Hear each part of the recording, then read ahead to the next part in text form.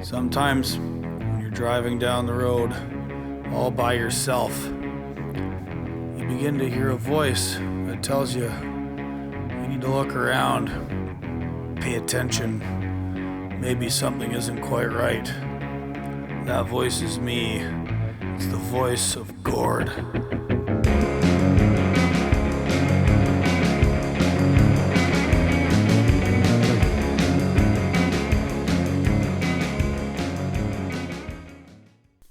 Hey everybody, how's it going? Welcome back to the show. Special one here for you today. Got a really good guest. Young guy by the name of Wolfgang Wendland. You might know him from Wolfgang KW2 on TikTok. Quite a prolific Trucker-Tok social media personality. Has made a few viral videos about the state of the American truck stop, which I think are very descriptive and enlightening to people about what's actually going on out on the road and in the sort of working and social lives of truckers. Wolfgang agreed to come on the show, and we had a pretty long 2.5 hour conversation here. I think you guys are going to enjoy it. Other announcements. It's been a pretty busy week in trucking regulation anyhow. Another banger from Transportation Secretary Sean Duffy. They're going after the CDL mills.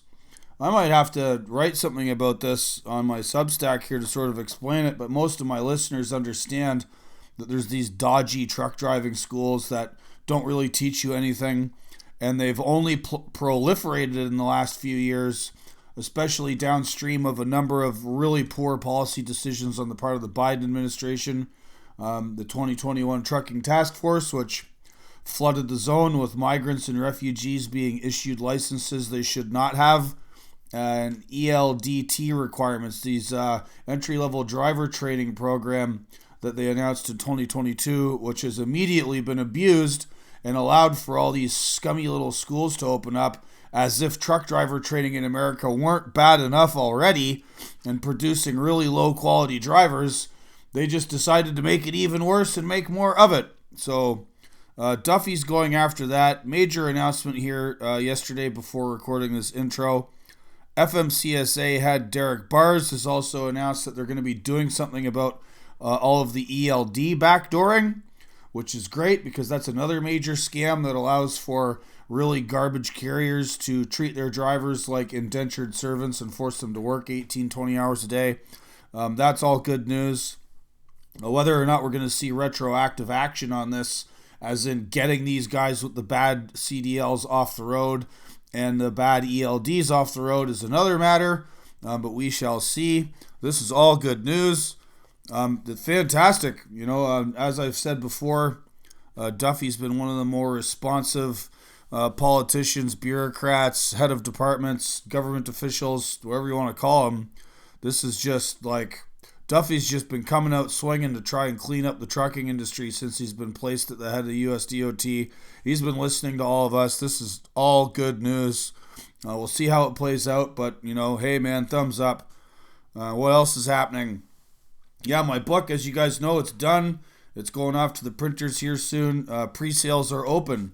Head on over to creedandculture.com. I'll have a link in the show notes. You can pre-order my book and have a hardcover copy in your hands in March. If you are listening to this podcast and you're also a listener to audiobooks, an audiobook version is being recorded early in the new year, and that will also be ready in March. So you can read it, you can listen to it. You have all the options. There will be an e-reader or Kindle version as well. I'm really looking forward to getting that out to you guys. There's going to be some more media on that very soon. If you want to support this show, I do all of this for free, and it costs me a lot of time and effort to do it. I'm not the one to sort of beg for money, but, buy my book. That'll help sales.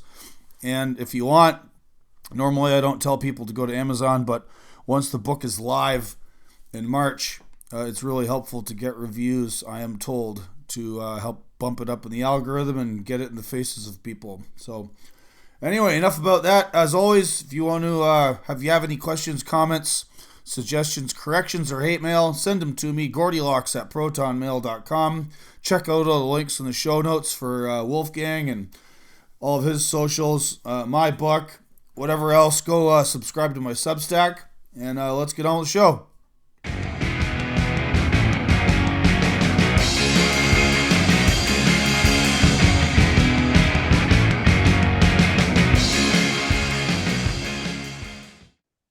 All right, good day, everybody. Welcome back to another fantastic episode of the Voice of Gord podcast. I'm Gord, and this is my voice. The other voice you're about to hear is a gentleman who was sent to me by a good friend of the show, Mr. Mike Lombard of the Lombard Trucking Podcast and running Ironmans and doing all the things.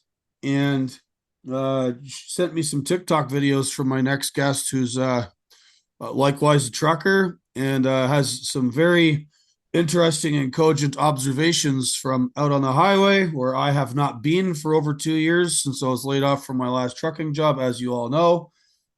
And this gentleman's observations and videos are very interesting, pretty detailed given the format of TikTok. And it appears that he's quite willing to say things that, hey, maybe people don't want to think about, maybe people don't understand, maybe people don't realize about life on the road in America in 2025 and the sort of material reality of truck drivers and some of the sort of social aspects of it all, given that our overlords have turned the American interstate into something of a favela. So please welcome to the show, Mr. Wolfgang Wendland of TikTok fame. What's the name of your channel, sir? It's Wolfgang KW2, so it's a pretty simple name. I wasn't planning on having any notoriety when I started the page, so It just kind of happened. it just kind of happened. Yeah, it was. I was posting some really basic like trucking stuff, and And then product reviews too. I did scan through it a little bit, and it looks mhm. like you're showing off tools and whatnot. Yeah, that's something I recently started. I realized there's an opportunity to make money there, and I'm trying not to be the plowboy forever. The guy on the road for weeks at a time with four kids at home. So I'm looking into other opportunities to make money. But yeah, basically the TikTok page, it was I posted a video. I want to say it was about 8 months ago now. It was right around the time where we heard about the Trump administration's executive order, the ELP, English language proficiency stuff. And I was really just posting that to like friends and family. I think I had like 300 followers on there. I woke up the next morning and the video had like 25,000 likes. It had blown up and I had like 5,000 followers. It was really crazy. And I realized that a lot of these issues that I was compartmentalizing, thinking to myself, how can people just watch this stuff happen and not be as outraged as I am? I realized people are as outraged as I am. There's not a lot of people talking about these issues. And then as I started diving into it more, I kept posting more videos. They all did very well. Um, and I've got a lot of backlash. I get death threats in my DMs. Oh man. A lot of the non-domicile drivers, specifically the ones from India, they will take my likeness from a video and they will overlay it over top of like a photo of a deadly truck crash and they'll push it out. I've seen videos like that with like thousands of likes on TikTok to make it seem like I'm, culpable for these things. And it's I get all of that, but it's still worth it in my opinion to get people talking and connect with people like you and just let people know the atrocities going on in this industry that I think if left untouched will inevitably crash the industry. Wow. So all right. So before we get into all the fun, spicy stuff, Yeah. just for my listeners who might not be familiar, like yourself, I started this podcast just a gift to my fellow drivers. When I started it, I was still out on the road hauling logs, and I was sort of like a an excuse to speak with academics and writers and people I thought were interesting and who had like, some more deeper insights into the business. And it's sort of like, I don't know, I'm like 150, 160 episodes in now, I think. And like yourself, talk to interesting people I've met along the way. Um, but what a time for the trucking industry in 2025. Yeah, And absolutely. how did you get into trucking? How long have you been in it? Give us a little of your backstory, and then we'll go. Yeah, so trucking for me, it was a little different. I wasn't grandfathered in, and I didn't stumble across it in a newspaper ad to make a quick buck. For whatever reason, from a very young age, I was infatuated with truck drivers. I don't know, I was obsessed with the culture, Smokey and the Bandit type stuff, growing up. And I'd see these guys when I was younger hopping out of these big trucks, and that's when truck drivers would actually dress like they were somebody. And those people to me were larger than life. So I ended up waiting a while to get into truck driving. Life happened. I got in right around like early 2019. I was involved, not driving, but kind of involved before that a little bit. But I started driving like over the road and got super into it, and like right pre-pandemic, before the whatever you want to call it took place. The There's a troubles. lot. I call it the Yeah. troubles. Oh no, Yeah. sorry. And I was saying this to somebody else last weekend. I was at an event, and I referred to what happened as the troubles, same thing, and they kind of laughed because that's what the Irish referred to as the sort of Yeah. most of the 20th century. Dealing with their neighbors over in England and all that. And I'm like, sorry, Ireland, we're appropriating the troubles now. Yes, absolutely. But yeah, no, that was pretty much my experience. And then so basically, this is a very important story to tell. This sets the premise for why I advocate for the issues I advocate for. The very first solo trip that I did over the road, I backed into a truck stop. And I had just went through like a 4-week training course where they had drilled through my head, rightfully so, that you're a professional. You have a professional image to maintain. This is a job where you can kill a lot of people if you're not paying attention. Do all the basic stuff. Then I go to this company and I've got 3 days where I'm sitting in a classroom having the little green Bible drilled through my head, the FMCSA rule book, and I'm being told about the FMCSA, which is this overlord entity that's so safety centric. And then I pull into this truck stop with all of these ideas in my head of what I've just learned, and I watched this monstrosity pull into the truck stop. It's 5 different colors, windshields busted out, missing a headlight. The guy's flying through the parking lot. He tries to back into a spot, hits 2 people, tries to leave, ends up hitting a third truck with the tail swing of his trailer, trying to make a U-turn somewhere he shouldn't be making a U-turn. Basically, it was like a bunch of guys with pitchforks trying to chase this guy down. They stopped him. And, at this point, I'm out of the truck being nosy, and it's a little Somalian dude that hops out. Doesn't speak English. He acts like he doesn't know what's going on. And I remember thinking to myself, I got back in my truck, and to me, this was at the time, this would have been akin to like if you saw an airline pilot taxiing through the grass and bumping into planes. You just wouldn't see that. You wouldn't see a railroad engineer deliberately, throwing a switch in the wrong direction and bumping into stopped freight cars. I very much so held truck drivers to the same standard that other facets of the transportation industry are held to. So when I saw this, I was like, oh my God, I'm witnessing something that's going to be on national news tomorrow. And then the next morning, I was getting some coffee talking to a guy about it in the truck stop, and he was like, no, it's an everyday thing. And I was like, what, huh? So then, days turn to weeks, weeks turn to months, months turn to years, and I realized it is an everyday thing. It's on the highway, it's off the highway, shippers, receivers. So then I started asking myself, wait a minute, why is this safety centric overlord entity called the FMCSA? They must just not know about it. There's no way. These guys must be thwarting the system somehow. Then you start peeling back the layers of the onion and you realize, no, these guys are actually here at the behest of the government. They've been recruited over here. They're here deliberately. They know they're here. So then when you start dealing with DOT inspections, hey buddy, I'm just going to check your tires and your lights and make sure you're in compliance. Well, what about these guys over here? And then you see the wrecks and stuff. And so this is what really sparked this fire in me to bring this issue to light. It may be controversial, but I don't care. It's a massive issue that we have, and so that's kind of what's got me to where I'm at today. Right. And where am I finding you this morning? Where's your home base? Eastern Tennessee. Right, right. We don't have to location dox you or anything, given all the enemies you seem to have accrued. Yeah, Um, yeah. and where do you typically run to right now? So right now, in the last 2 months, I've had some pretty big developments. I transitioned out of being an owner operator. Right now, I've got a dedicated run that I do. Great company from the Nashville area to New York City and back. Deliver up there twice a week. it gets me down the I-81 corridor, so I'm by the house, every other night, home on the weekends. But yeah, I'm in the non-domicile hotbed in New York City twice a week, so I'm Right, and right there in the mix. a few people have said this about 81 as well.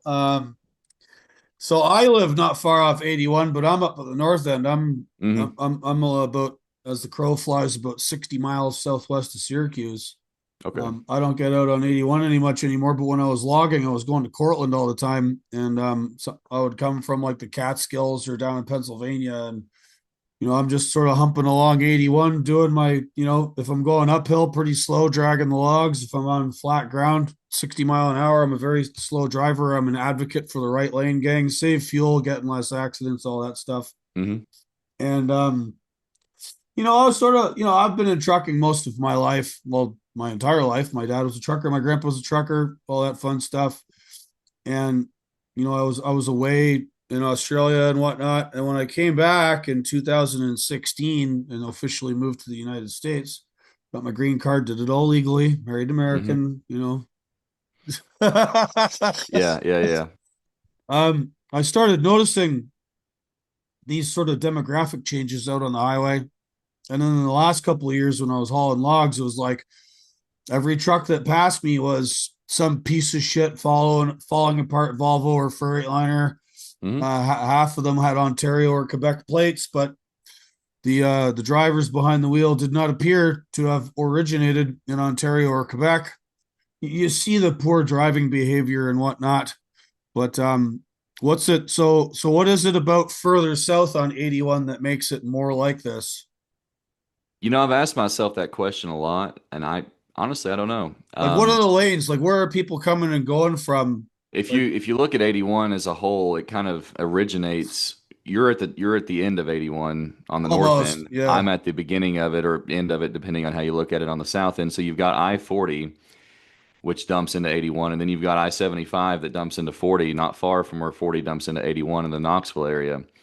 So you've got a lot of stuff coming from the south up 75. You got a lot of stuff coming from the west on 40, and it kind of all comes together at that confluence in Knoxville. And then going up 81, I mean, just off the top of my head, you've got I-77 that crosses and kind of dumps in. You've got I-64. You've got I think I-70. You've got the Pennsylvania Turnpike. I mean, and then you start getting up into your area, a little south, like Greencastle, PA, Harrisburg. You've just got this huge confluence of a lot of the major highways and a lot of the non-domicile guys. I think this is what it is. They're running two or three guys in one truck. The truck never stops. So they're doing a lot of team loads, and a lot of team loads are cross-country loads, and cross-country loads are typically going west to east. So they're going to NYC, Jersey, that whole northeast corridor up there a lot from the west coast and then going back. So but whatever it is, it is one of the most dangerous highways. As I'm traveling it now weekly, multiple times I've ever traveled. I mean, there's not a time that I travel that highway where I don't see a massive wreck, hit a delay, and it's typically involving a truck and a truck driven by, like you said, guys who are clearly not from here.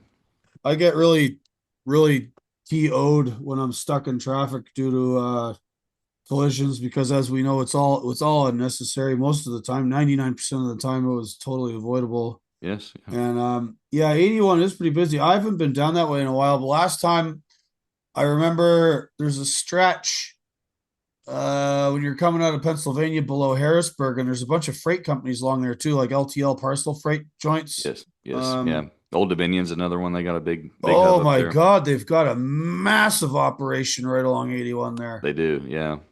And that, well, they've also got one in Dandridge, Tennessee, too.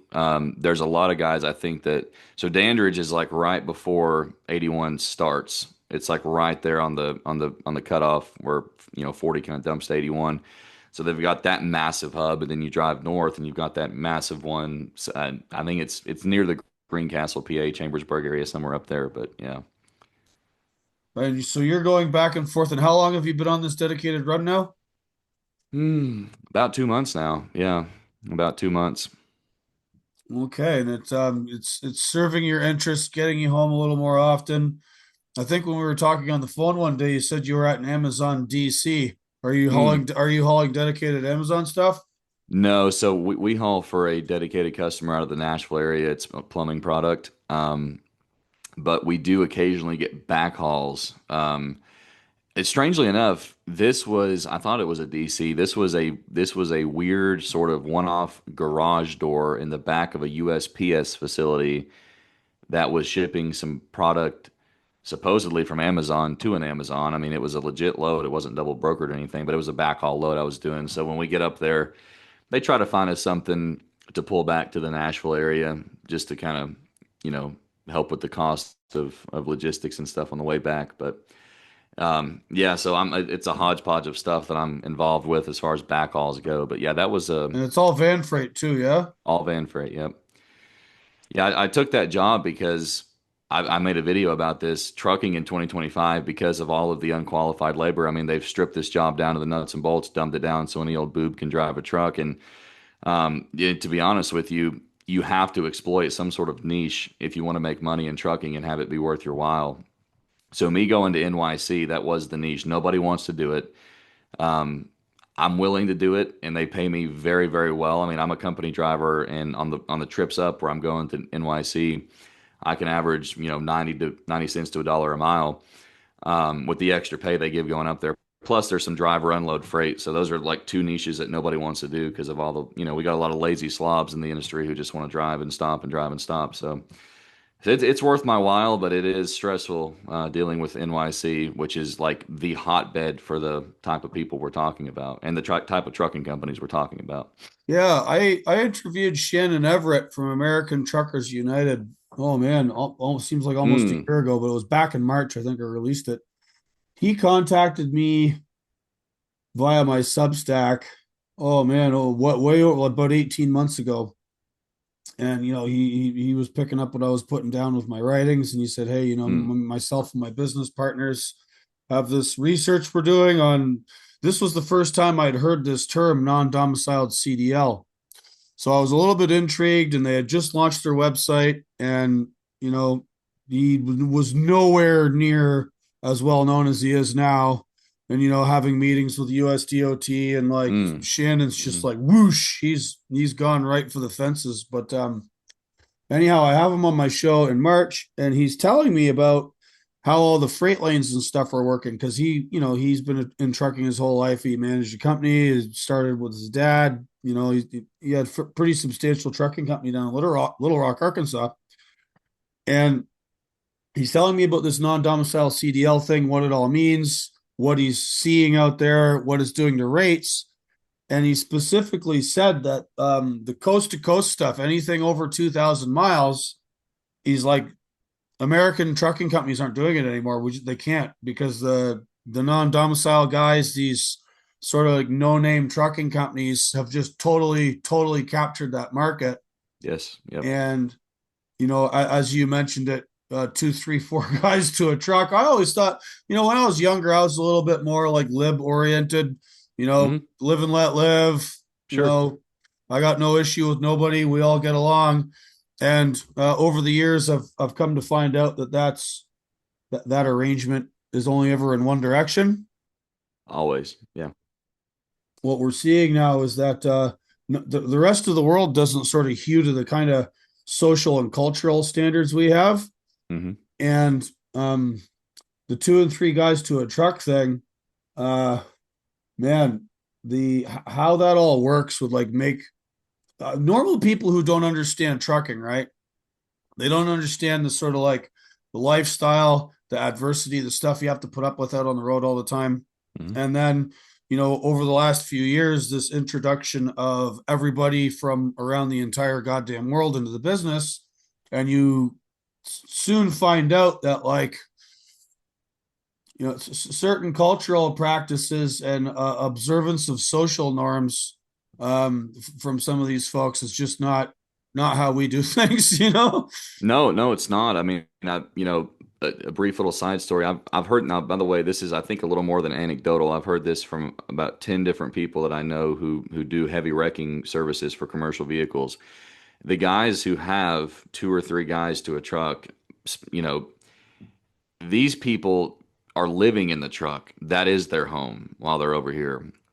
And I've had guys tell me that they have actually refused to pull those trucks before, from a heavy wrecker perspective, because they have to disconnect the drive shaft, and they'll crawl under the truck to disconnect the drive shaft, and there's fecal matter caked on the drive shaft and underneath the truck because these guys have cut holes in the floor, uh, and they have some semblance of a trap door, I guess, and they defecate through the hole in the floor. And yeah, and it makes sense if you look at the way they live in their home countries. It's that's a common practice for them. It's I mean this they but then they come over here and they display this, I mean, very, very flagrant behavior that is just barbaric and grotesque and something that's not compatible with our culture here in Western society. But to them, it's totally normal. Yeah, And then if I it's might interrupt for a minute, I want yeah, to stop on the hole in the floor thing yeah, because yeah.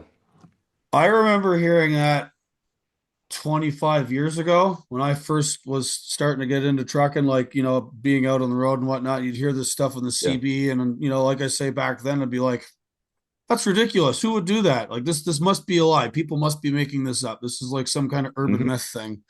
And then I did a little traveling, right? So I've been down under a bunch. I worked in Australia, I Hmm. worked in New Zealand. Whilst I was down there, I would like take time off, go to Thailand, go to Vietnam, Indonesia, and I sort of toured around Southeast Asia quite a bit.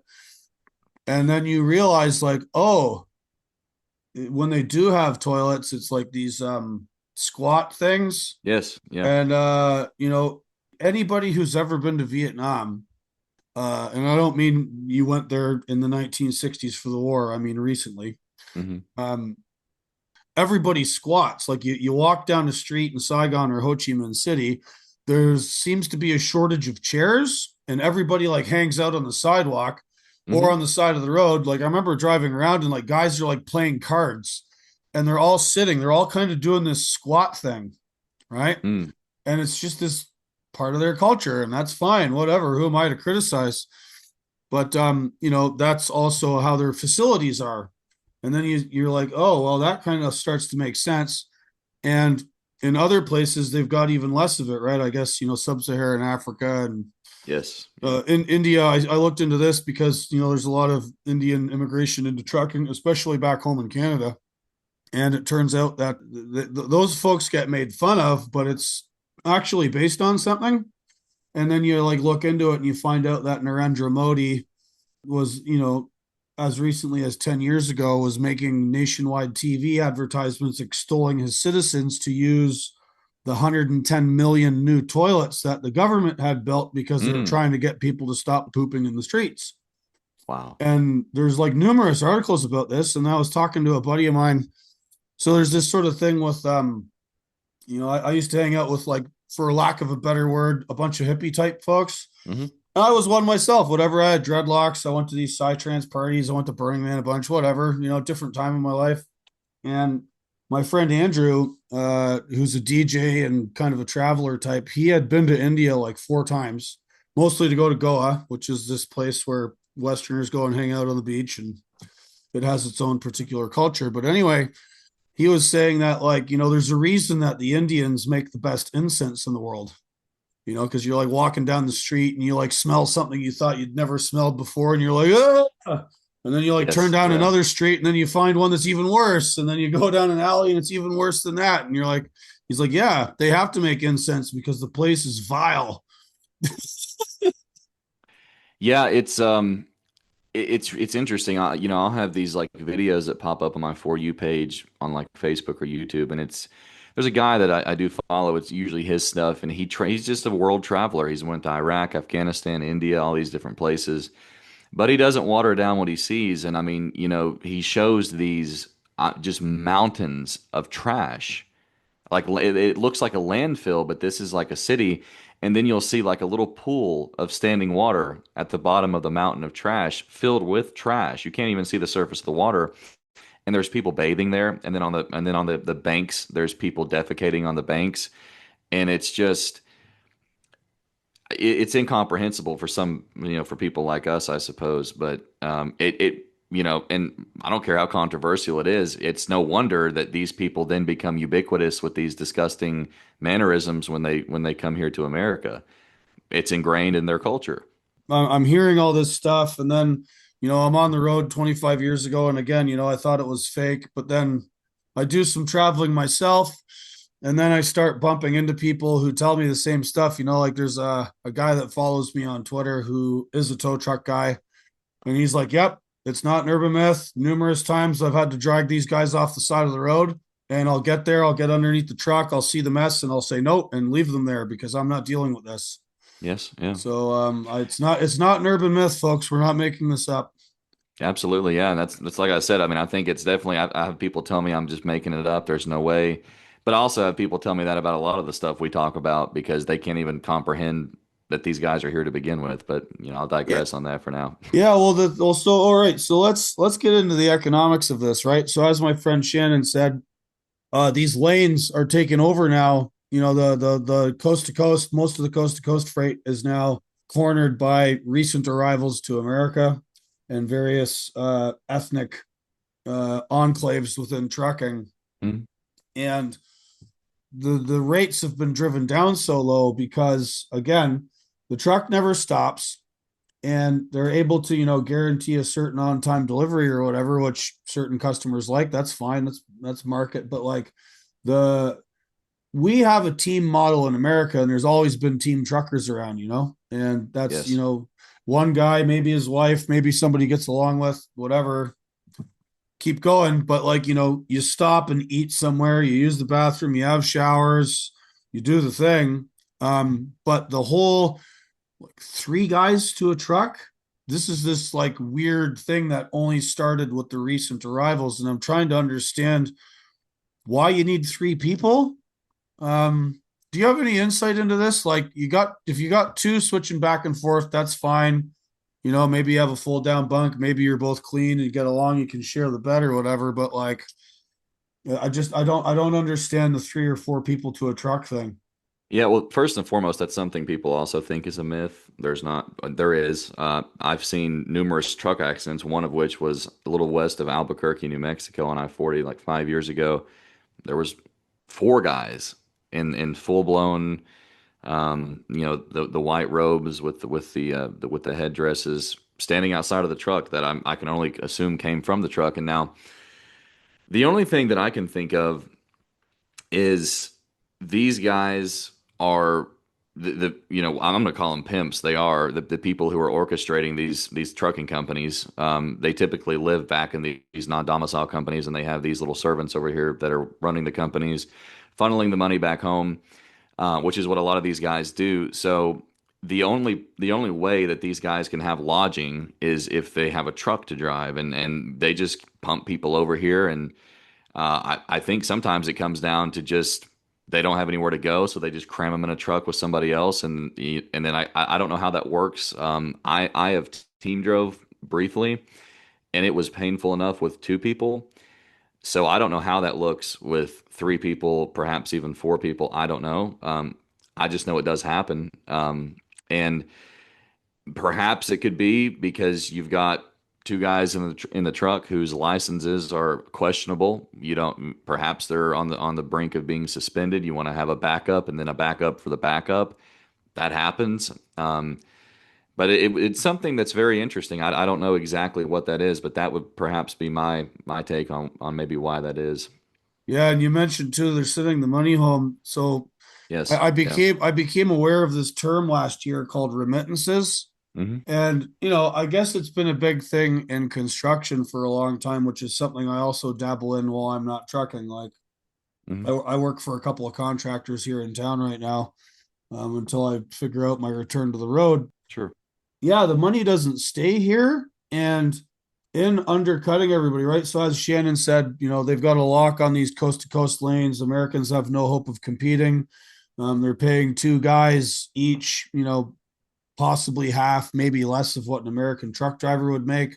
And because they don't have any living expenses, they're living in the truck. Maybe they got a third or fourth buddy also living in the truck. So no one's paying any rent, which is fine, whatever, if that's how you want to live. But like, then they're taking all the money they make and it goes back to Somalia or Eritrea or Uzbekistan or Yeah. Russia or whatever. And it's like, okay, cool. So the trucking industry is being used in order for other countries to pay their folks, and like we just have to deal with suppressed rates.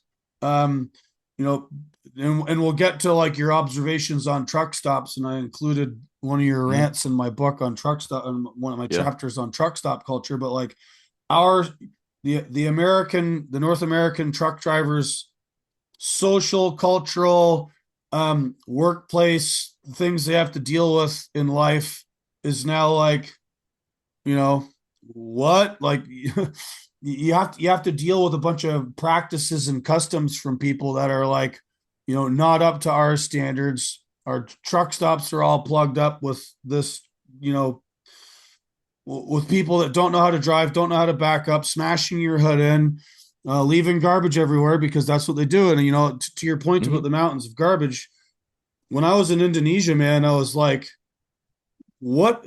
Why isn't anybody cleaning anything up? Right? Like, so if you live in the West, if you're a listener to this show and you're in the United States or Canada or England or Australia, we all have bins everywhere. People are taught in our culture that you're not supposed to litter. It's just ingrained in us that you like look after other people's property, public spaces. That's Yes. part of the deal here. And in many other countries in the world, they don't have that. This is not like some like racist judgment. Culture is separate from the like biological body here, right? So like Yes. in other places, they don't have public sanitation to the levels we do if they have any at all. And I went to a couple of these islands in Indonesia and there's just shit everywhere.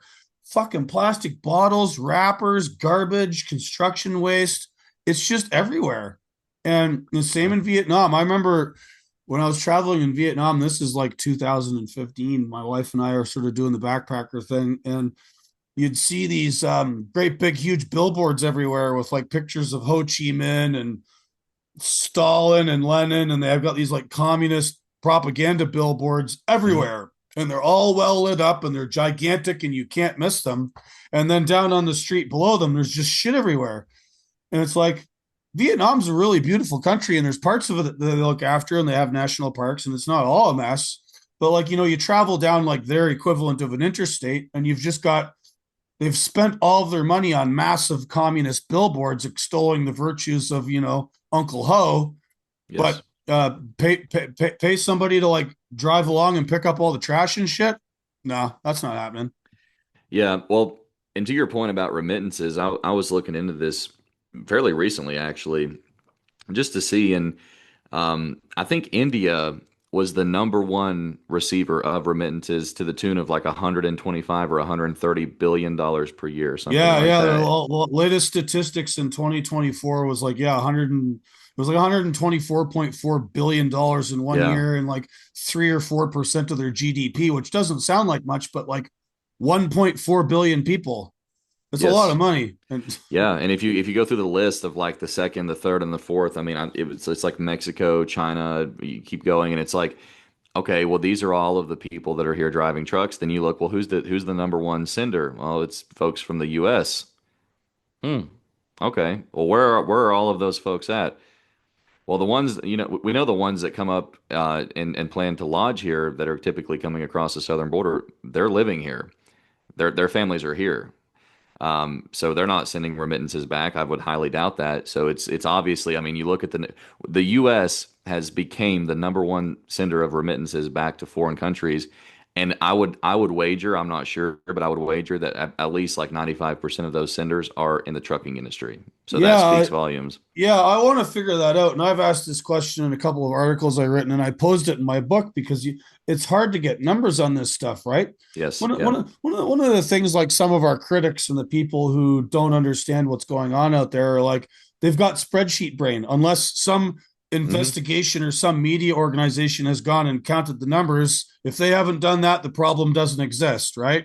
Yes. Unless it's Yeah. like been verified as not misinformation, but like people don't understand like not everything is sort of legible to the system, Hmm. and you know nobody's counting this. I don't think like the trucking industry, because the operators in it that we're discussing tend to be secretive, and Yes. they keep themselves to themselves for the most part, except when they're crashing into people out on the highway. And it's hard to get numbers on this. Like a lot of these guys by nature, either they don't speak English, the companies they're working for, the owners often don't speak English. As you know, Hmm. everybody knows now that a lot of these smaller trucking companies that have now parasitized themselves on the American trucking industry are being directed from Pakistan, India, Russia, Serbia. This is not just like a brown people third world thing. There's a lot of Europeans doing it here too. Yes. Yeah. And, you know, they're not going to be forthcoming with like how much money they're removing from our economy Hmm. on the European thing. So, just as an interesting little sidebar here, I'm sort of buddies with this other writer who's much more famous than me. Like he writes for Vanity Fair, New York Times, all Sure. these different huge outlets, and he's like a legit journalist, and he'll Hmm. write three or four things in a year, but they're massive, massive deep dive investigative journalist stuff. And he went to Africa a couple of years ago to figure out what was going on with a lot of these sort of like cowboy mines. So there's all these like little mining operations, Mm-hmm. gold and rare earth minerals in places like the Central African Republic and Mauritania and parts of the Congo. And he was like trying to figure out what was going on over there, specifically with especially CAR, because there's these weird political things going on in these countries in Africa where the previous colonial oppressors or whatever, like CAR specifically, was an outpost of France. Mm-hmm. And so CAR has got all these little mines all over the place, and the government in CAR is having trouble with other Africans coming from other parts of the continent, specifically some of the Muslim guys up in the Sudan and the sort of North Africa, coming to CAR, raiding the mines, trying to steal all their stuff, killing people. So they're having this sort of like, localized warfare trying to control the mines. And CAR has, I guess, according to James, has been asking for help from the French government. And the French government's like, no, we're out. The minute like we get involved and some brown person gets killed, like it's going to be national headlines and everyone's going to call us colonists again, colonizers, and it's bad juju. We're just not doing it. But the CAR government is small. They don't have the resources to like fight off all these guys. So now they have Wagner, the Russian Mm-hmm. paramilitary organization, kind of private security. So Wagner is now doing security in CAR. And when my friend James tried to go do reporting there, typically Americans going to CAR, you'll get a visa within a week or two. You sort of hang out in their main town. They eventually issue you a visa because it's Africa and things take forever. And then they kicked him out. They're like, no, you're probably CIA plant or something. Get out of here. And he had to fly back to Paris, regroup, ends up going into Mauritania to continue doing research for the story. And he comes to sort of find out that these sort of mines that are all over parts of sub-Saharan Africa are often controlled by foreign entities who are then extracting the value, but not in the same way as like 100 years ago when it was like the government of Germany, the government of Belgium, the government of France, in conjunction with their like handmaiden corporations. All of this stuff is like on a different lower level.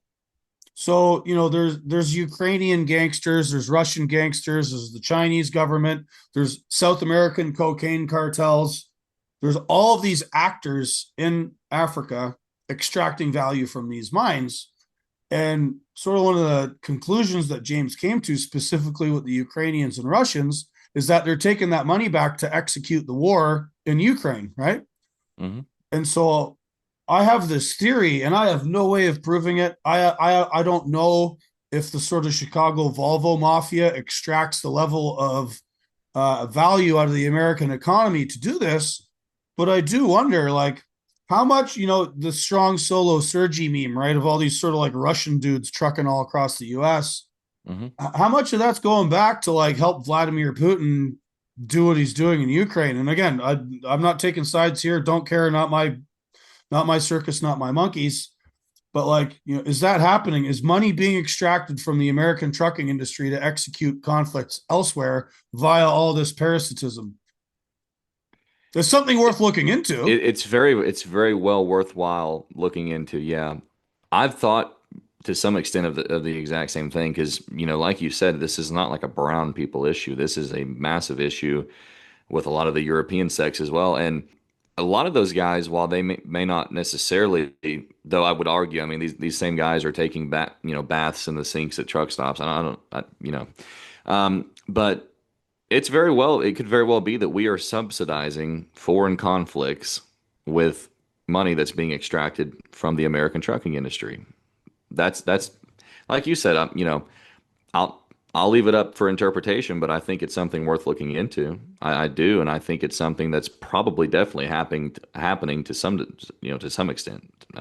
Right. So let's get this back to economics a little bit and what you're seeing out at truck stops. And I love your videos, by the way. Such that I mean, whatever. I don't have a TikTok. I've only watched a couple of them, but what I've Sure, seen is sure. really, really well done. And your observations are useful and enlightening. So we have all of these guys, and they're from all over the world, right? There was a one of these ice raids in Indiana, and they they're going to deport 70 guys that are here illegally Mhm. in 15 different countries. So you got guys from like Moldova, Tajikistan, Ukraine, Uzbekistan, Russia, Eritrea, Somalia, fucking Ethiopia. It's just everybody. Like it's the United Nations out there. Yes. Possibly some of the value being extracted, which is to say, I think most people listening to this understand how wage floors work, right? Mhm. So the wage floor in any field of endeavor in any industry in any part of the economy is based on the lowest common denominator. What's the base lowest price for something? And then everybody else tries to compete or bid up from there. So Mhm. the wage floor and the rate floor for most trucking in the United States is now being set by these guys. So like everyone's wages are getting pulled down from where they could be so as to affect perhaps war in Ukraine. God knows what the money's doing when it goes to Somalia. I saw an article actually about a Somali trucking operation in Minnesota that got interviewed by a sort of center leftist newspaper or whatever, and the guy was talking about like the great big huge house he's building outside of Mogadishu with all the money he's making trucking in America. Well, that's awesome. I can't afford a house here. That's great Yes. that you can take this money from my turf, go back to your turf, and it goes 20 times further. I mean, that's awesome. That's great for you. Not so good for the people who live here. Mhm. So we see wage suppression, wage floor being pushed down, and also the sort of psychosocial, Tower of Babel situation at truck stops, rest areas, shippers and receivers, where everybody has to interact in these tight spots, trying to get parking, trying to get backed into docks, trying to get fuel, trying to just do the little things that are all part of trucking. And because these guys don't have our cultural programming standards or whatever, it just makes life difficult for everybody else that's already living here, right? And I would like you to describe. There was this very viral video you made talking about the like some of the bathroom stuff, and then maybe you could say, speak a little bit to like what happens at fuel islands, what happens when you're like checking in with shippers and receivers with people that can't friggin' communicate. Like, walk us through what's going on out there. Yeah, it's when I walk into a truck stop, there's almost never a time where I walk in where there's not somebody trying to purchase an item basically. There's not somebody in front of me who is having a hard time even articulating to the fuel desk worker what they need. It's bizarre. And then you go to the men's room, right? We have to use the restroom, those of us who don't have holes in our floors in our trucks. And I'll just put it this way. This is the video you're referencing. This, by the way, this happens every single time I'm in the men's room. You'll walk into a stall and you see an empty bottle of water on the floor. And then you see water droplets all over everything. It's all over the toilet, it's all over the handle, it's all over the walls, it's all over the door. And what these individuals do, this is very, very common in India, Middle East, Africa, Southeast Asia, where for whatever reason these individuals um, they they're typically using back home maybe like a bidet or a loda or a hose, but they don't have that here. So they use their hand in a bottle of water, and they're only allowed to wipe with one hand, and they don't believe in using toilet paper. So these people are actually taking fecal matter with their hand in a bottle of water, and they are basically fanning the water onto their rear end, and it just it I it's insane. I've sat in stalls and I'll have water droplets hit me on the leg from the guy beside me as he's sitting. You can hear what he's doing. And for the ones who run out of water, they'll just flush the toilet and then they'll use the water from the toilet and they're sticking their hand in the toilet bowl. And I want everybody listening to understand that this goes on at every single truck stop in America. Every single time I walk into the men's room at a truck stop, which I try not to do anymore for sanitation purposes, this is an issue. If you took a black light to a truck stop in America and into a bathroom, I guarantee you the whole thing would glow. It would be luminescent.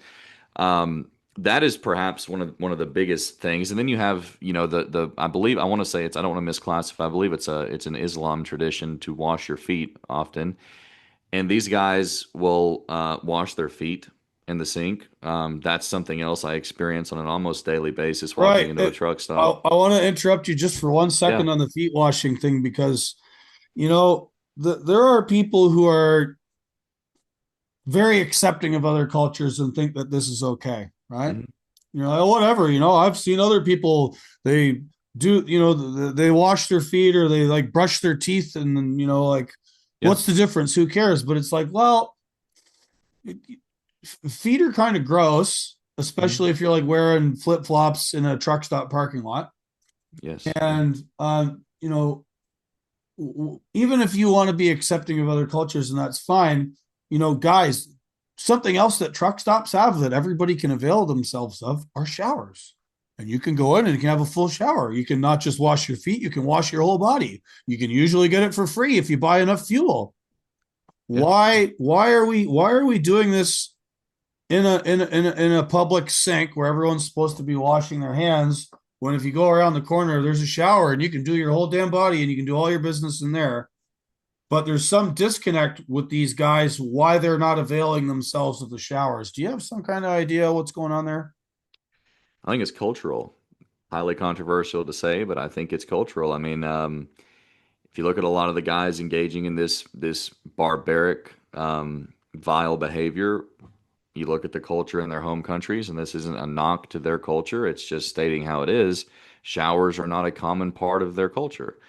So when they come to America, I think it's the bare minimum. Let's take a wet paper towel, wash our face, and like you said, I think it's a good distinction to make. And I see people brushing their teeth as well, and it always behooves me. Like, why are you? What's going on here? You have a shower. Do you need a shower credit? I'll give you a shower credit. I have unlimited shower credits. I'm sure they do too. But the foot washing is especially barbaric, in my opinion, because this is a sink. It's a row of sinks, and you're supposed to be washing your hands there. And you have these guys who run around in sandals who don't shower, so their feet are not clean. With sandals in truck stop parking lots, dirt lots, doing drop and hooks, shippers, receivers, and then they pull their foot out, and inches away from you while you're trying to clean yourself, they're sticking this foot of theirs into the sink, and they're just fanning water on it.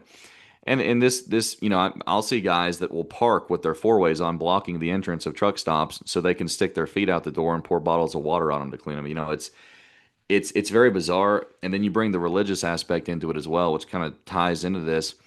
I've seen guys blocking fuel bays, sitting in the fuel bay with prayer mats out. I understand they have to pray. I'm not knocking their religion. It's just it's something obviously is amiss here, and it's the fact that we have. Well, I mean, you can pull your truck forward and find a parking spot and go pray over there. You don't have to block Yes, the fuel island. Like, people need to yes, get fuel. Like, just hmm, just spend 3 more minutes parking your truck and go do it over there. No problem, right? yeah, no, absolutely, and it's you know you. And like you said, you go into a lot of these truck stops now. I mean, we have flooded so many of these people into this industry where I feel like I am in a foreign country when I walk into a truck stop. If I had to condense, if someone said, give me a brief synopsis of what it's like walking into a truck stop, for me, it's like walking through an airport in a foreign country. It's multicultural, it's diverse. There's people everywhere, and I am a minority. Um, as an American individual, when I walk into an American truck stop, I am a minority 9 times out of 10. Yeah. So something I say on Twitter a lot when these things come up, right? And especially with the crashes. Hmm. I think most people would say, suck it up, Buttercup. This is our society now. just deal with it. And to the point, okay, we'll take that for granted. I disagree with that, but like, let's just accept their premise for a minute. Okay, cool, whatever. Truck stop of Babel, cultural stuff. Okay, we just have to roll with it. I'm not rolling with all the crashes though. No, Um, no. because the unaliving of people and like, so we'll take this back to the economics for a minute and the sort of scamming that's going on, which has been allowed by our government and governments.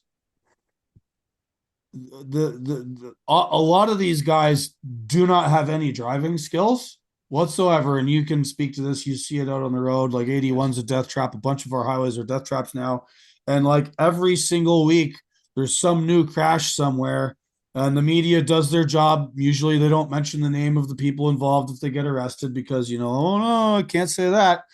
And and then the major ones, like this U-turn guy in Florida, this other dude that rear-ended a bunch of people in California, the Cuban dude in Texas, the Somalian guy or Ethiopian guy in Austin, and like there's just so many of these incidents. And I don't think that the safety of our families and of innocent American motorists needs to be sacrificed to this. And the thing that people need to understand is the levels of scamming and corruption, right? It's not just that like Biden's 2021 trucking task force opened up the taps for hundreds of thousands of these guys to get CDLs.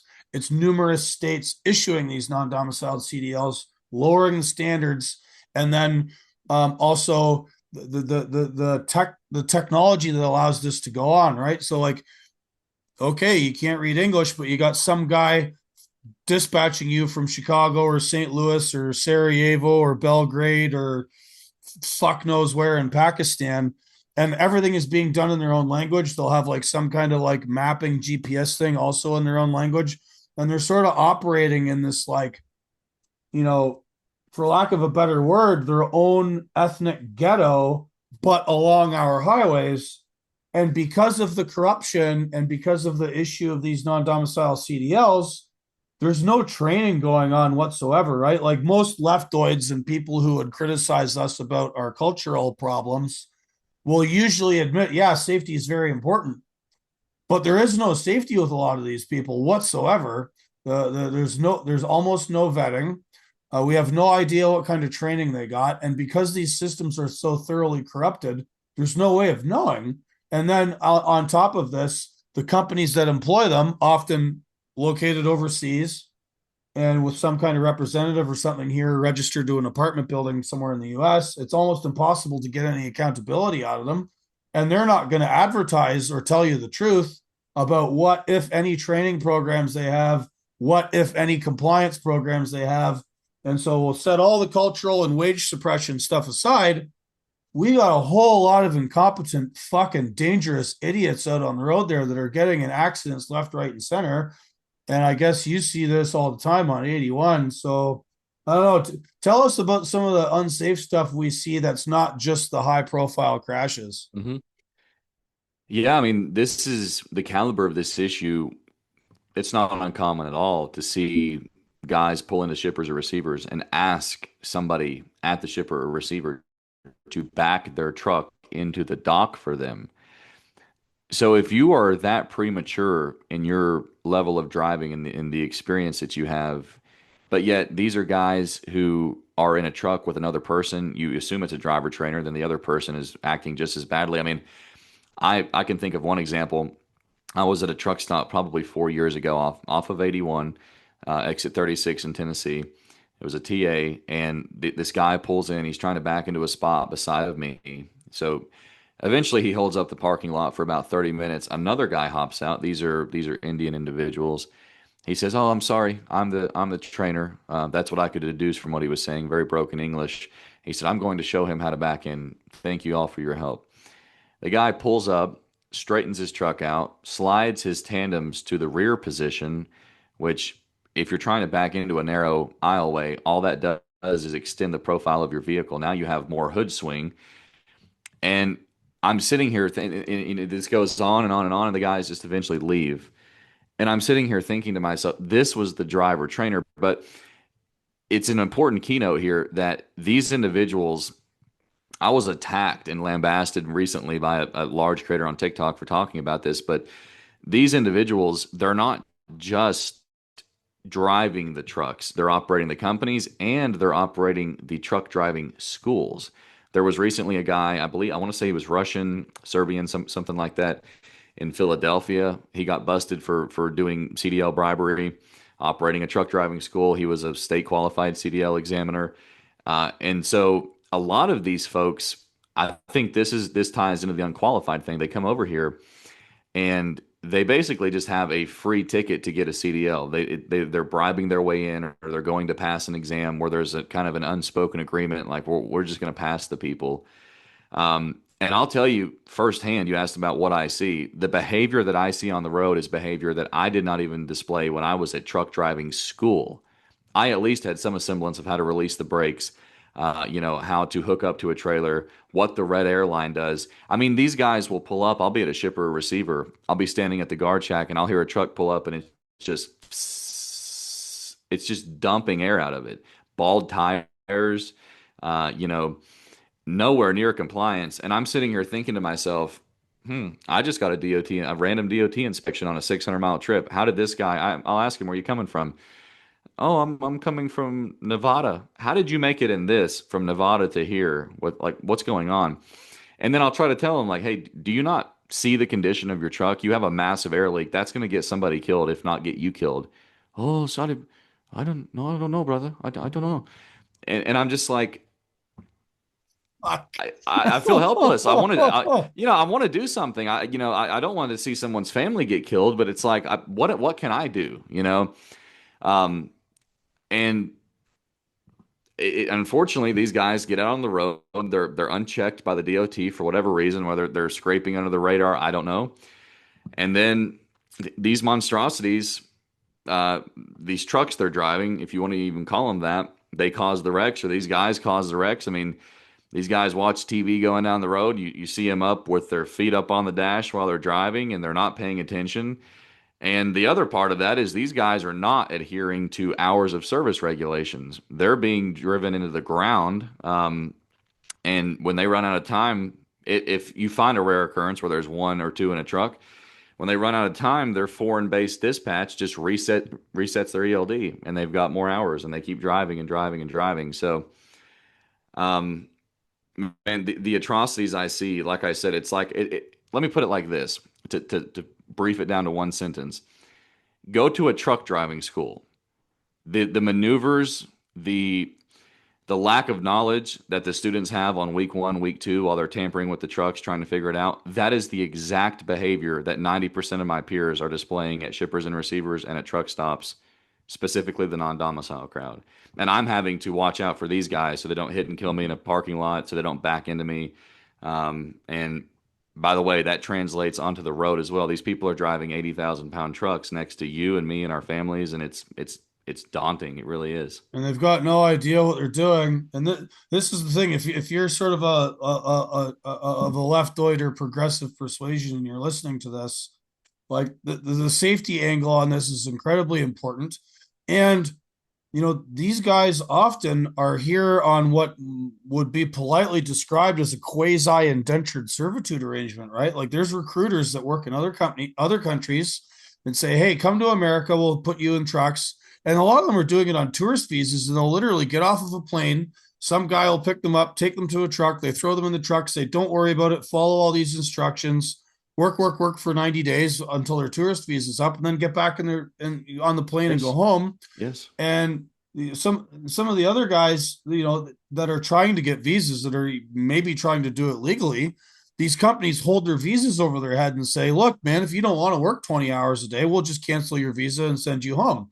Or maybe, our gangster buddy back home will pay a visit to your family if you don't pay us, or you don't accept that Yes. we're scraping half this value. Yes. And so like we've created this situation where we have sometimes, but not always, virtual slaves driving trucks. They have no Mm. idea what they're doing. Yes. And then we have the people who are, for lack of a better word, the lumpen proletariat of other countries that, why would we take a shower? Like Yes. I met a guy at the Mid America Trucking Show last year, and he's also from Canada, and we're shooting the shit about all this. And he lives along the Trans Canada Highway, along Highway 11, going through Northern Ontario. Hmm. And he sees all these guys. Sometimes they stop, and he sees this guy come into the coffee shop that's like right next to the highway, and there's truck parking. And this dude comes in, orders a hot water, and then like goes to leave, doesn't buy anything. So this gentleman goes out, chases him down to his truck, and says, "Hey man, like just out of curiosity, why didn't you buy a coffee? Why are you only, getting hot water?" Because he saw this repeatedly where these like, Indian guys, foreign drivers would like come to the coffee shop, the only place to stop in his town, way up in Northern Ontario, out in the sticks, and they never buy anything. They just get hot water. So he gets talking to this guy, and this driver happened to speak a little bit of English.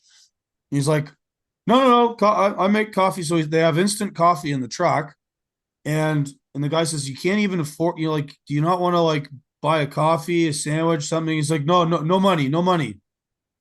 They don't have any money. Yes. Yeah. So like we're literally we have given over a segment of our trucking industry to foreign gangsters who employ their co-ethnic homeboys on dodgy work visa arrangements if they've got one at all. They got their CDL again in a fashion that's either been corrupted or there was no training. They're paying them next to nothing, and they're just going up and down our roads, extracting value from North America to send home while putting our lives at risk, other motorists' lives at risk, suppressing everybody's wages, and then they don't even have enough money to buy a fucking coffee, which means they're taking all whatever money they do make is like Western Union back to where they came from. Yeah. And I'm glad you brought up the indentured servant term because I have to be careful what I say on certain social media platforms, but I've been saying this for a long time. I mean, look at the key characteristics of historical indentured servitude. I mean, you have they're entering into an agreement willingly, which so are these people, right? And after fulfilling this term, they're allowed to have some a semblance of freedom. And a lot of these guys, they're allowed, if they get their license through states like California, Illinois, and New York, they're allowed to stay here and have some semblance of freedom. And what are they getting in return? Well, they're getting remittances, like we talked about. That is their, that's their golden ticket.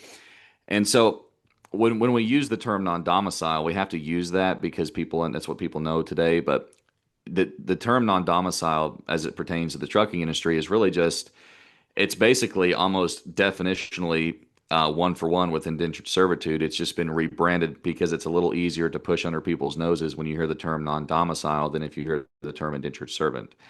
Um, but yeah, it's very bizarre. I mean, it's like you said.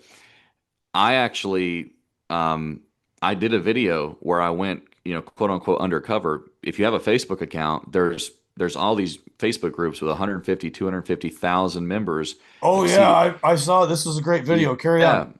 yeah, CDL truck driving jobs basically, and you join these groups, and then you realize, wait a minute, basically 99% of who's posting in here are foreigners, non-domicile individuals. So I thought, you know what, I'm just going to inquire with one of these and see what's up with this. So I inquired. And one of the first questions I got asked on the phone was, "Where are you from?" And I knew better than to say America because they would not have spoke to me. And I started talking to these guys, and they were asking about sponsorship programs. Is somebody paying for you? Like who are you working with? And they all do the lease purchase pyramid scheme, basically, right? That's how a lot of these are formatted. But even with that, I mean, they were offering, I mean, criminally low wages, and it was under the precursor that I'm not an American citizen. I had to like fake an accent. It was a whole deal, but it's a good video. But it goes back to what you were saying. These individuals, I've got a buddy of mine. He's a CDL instructor. He works at a pretty well accredited truck driving school in the East Tennessee area, and he has people come through there. And they tell them all the time, they're foreigners. A lot of this goes on a lot in the Somali areas, but it goes on everywhere. You basically have these like oligarch type pimps back in these countries, And they're going around and they're telling these people, hey, look, we own a trucking company in America. We'll send you to America. We'll pay for you to go to America. You drive the truck. You send most of what you make to us because we're affording you the ability to go do that. Whatever you keep, you send back in the form of remittance. And then you can keep the $5 or $10 that's left and use that to live on for the next week until we pay you again. Um, that's what I'm saying. I always ask people when they want to talk about, oh, these are foreigners. We want to help them. They want to work and provide for their families. So what? How? When did you start loving worker exploitation? When was that something you wanted to advocate for? Because like you talk about the left, I mean, they're all for, and this happens outside of the trucking industry too. What we're seeing is worker exploitation, and this is supposedly the party that talks about worker rights and these worker rights initiatives, but yet they're so staunch in their support of worker exploitation, which is exactly what's happening to these immigrants. It's so bizarre to me, but no wonder they can't afford coffee every single week, when they're having to send all their money back to their pimp that sent them over here. Yeah, the I had a guy on my show, I want to say 2 years ago, and he's a sort of a fairly prominent leftist writer. I like some of his stuff. Nice guy. Sure. And he thinks about this stuff. And I said to him, I'm like, well, if we have like unlimited in-source labor from other countries, and the effect on that is to lower everyone's wages because they push the wage floor down, and he acknowledged that this happens. He acknowledged that these people are abused. Yes. And his answer was, well, we should be fighting for all workers. And I'm like, okay, so how are we supposed to do that from here? How are we supposed to control one of these pimps in Somalia or Pakistan or Russia that orchestrate this stuff? And they're doing it explicitly to, scrape all this value from the people they're sending here while all this other bad stuff is going on. And in doing that, they're forcing down everyone's rates here. Like, this problem is so huge and so big. Yes. All of this, like, fairy ideological, like, oh, workers of the world, we're gonna like defeat the man and we're all gonna get raised up. Okay, how? And they don't Yes. have an answer. And I think what's happened, and I'm not trying to like throw shade at this gentleman or at people who agree with him. It's nice to have principles like that. That's fun, but like, how do we actually get this in practice? And in practice, it never works because people just, capitalism just takes advantage, and all these people are being taken advantage of. And I think they're so blinded by identity politics now, where they think any criticism of what's going on with migrant labor is like instantaneously racism. And if you're like a local person here in America or Canada trying to stand up for yourself, your skill, your competency, your rights as a worker, your necessity to make a decent wage, because the cost of living and taxes and everything else here are so high, like we cannot compete with people who take their money to Somalia or Guatemala or whatever, and it goes 20 times further. Like, I have been trying to buy the house I live in for 10 fucking years, and I still haven't got there yet. Yeah. Because like we can't keep up with the cost of living. We can't keep up with the inflation and dollar devaluation. But some guy here driving truck from Guatemala, if he makes, $3,000 in a month, maybe in 3 months he works here, he saves up $7,000-8,000, sends that back to Guatemala, he's building a house. Yes. I can't do that. Yeah. And something I say on Twitter a lot, and I want people to understand this, is like, this is a one-way traffic, right? The traffic in foreign truckers is always coming here. Find me a guy who looks like me or looks like you, driving a checkered, tartan shirt, driving a truck in the Punjab, drinking a Tim Hortons coffee, rolling that truck over and killing people in the Punjab while he's working for a gangster from Canada and extracting money from the Punjab and bringing it here. Or Somalia, or Guatemala, or Russia, or Serbia, or wherever. Find me that guy. It does not exist. There are 0 of them. Count them. 0. There are 0 North American-born truck drivers parasitizing themselves on other countries' industries, other countries' trucking systems, and getting in like mass chaos traffic events, killing untold numbers of people week in and week out in those other places. It Yeah. is zero, zero, zero, big fat fucking zero. But here it's a weekly occurrence. Why is it that we have to accept this? That's the golden question. Why do we have to accept it? We don't have to accept it, but for whatever reason, people do. The more that Here's the other thing, the more that we are becoming the majority minority, right? People like you and I in our own country, in our own industry, specifically to trucking, and so. I think they know that there's a lot of people out there who would not accept it, but if they continue to dilute people like us down and replace them with these foreigners, it doesn't matter what we think because the majority are the guys um, who are exactly like you're talking about, the guys coming over here and engaging in this. And it's like you said, I've thought about this too. There's nobody from America. You don't have American gangster pimps sending people to foreign countries to drive trucks, and we're going over there committing atrocities and doing things that are completely abhorrent in their culture. But they're likewise coming over here and doing the same thing. Um, and it's very, very bizarre. More people need to stand up to this issue. That's why I started my page. I think silence is akin to complacency, right?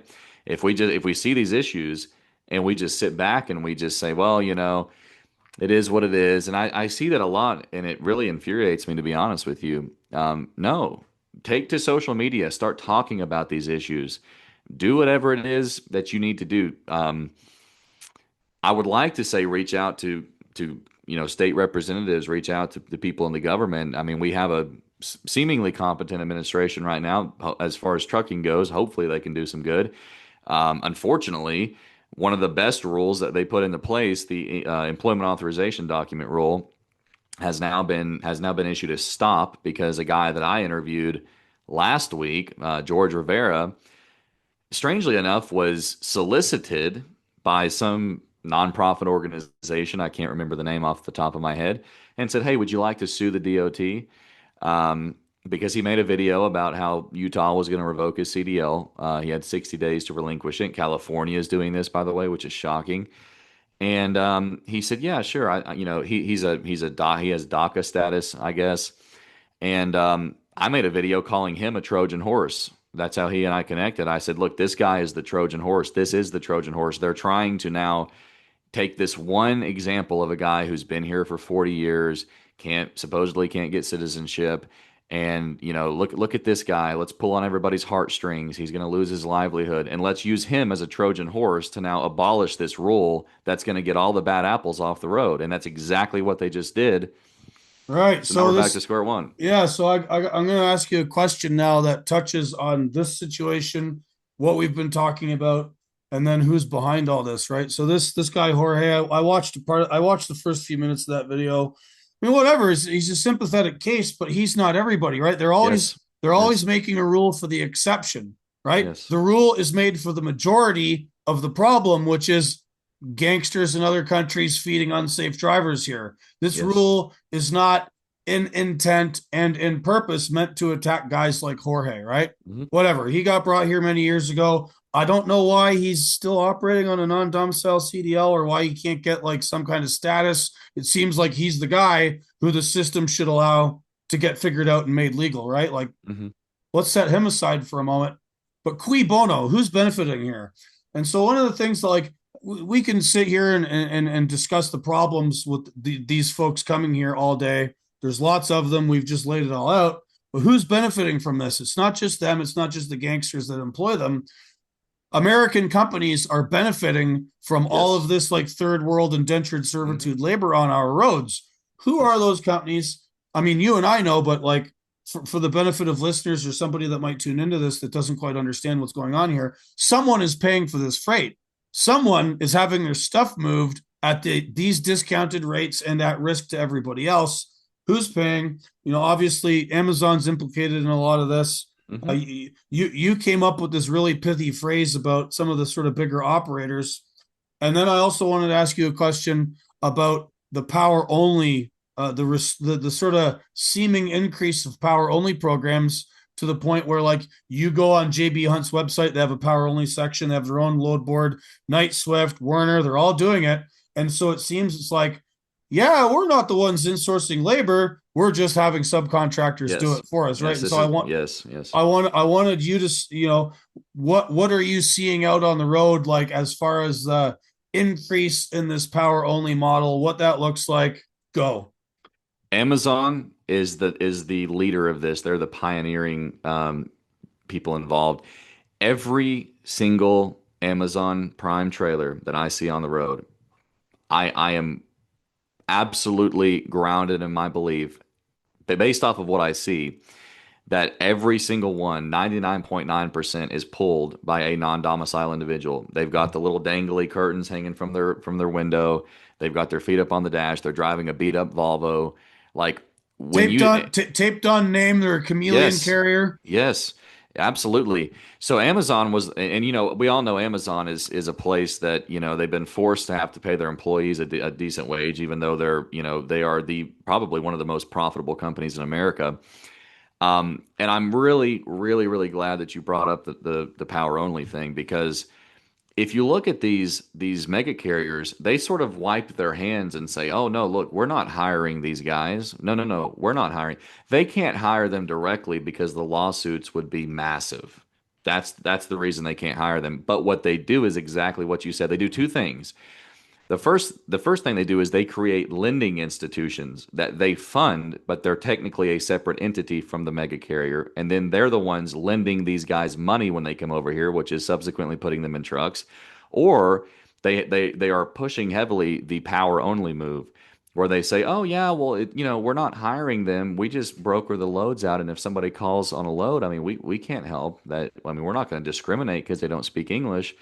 They know what's going on. This is a game. They're complicit in this. This is deliberate. And, to your first part, I think people need to understand this. This is a point I've talked about heavily. If you look as a whole at why is this going on, right? That's the core question. Wait a minute. Why have we even got, why are these people here? What is the benefit? Why would anybody want to drive down the freight market?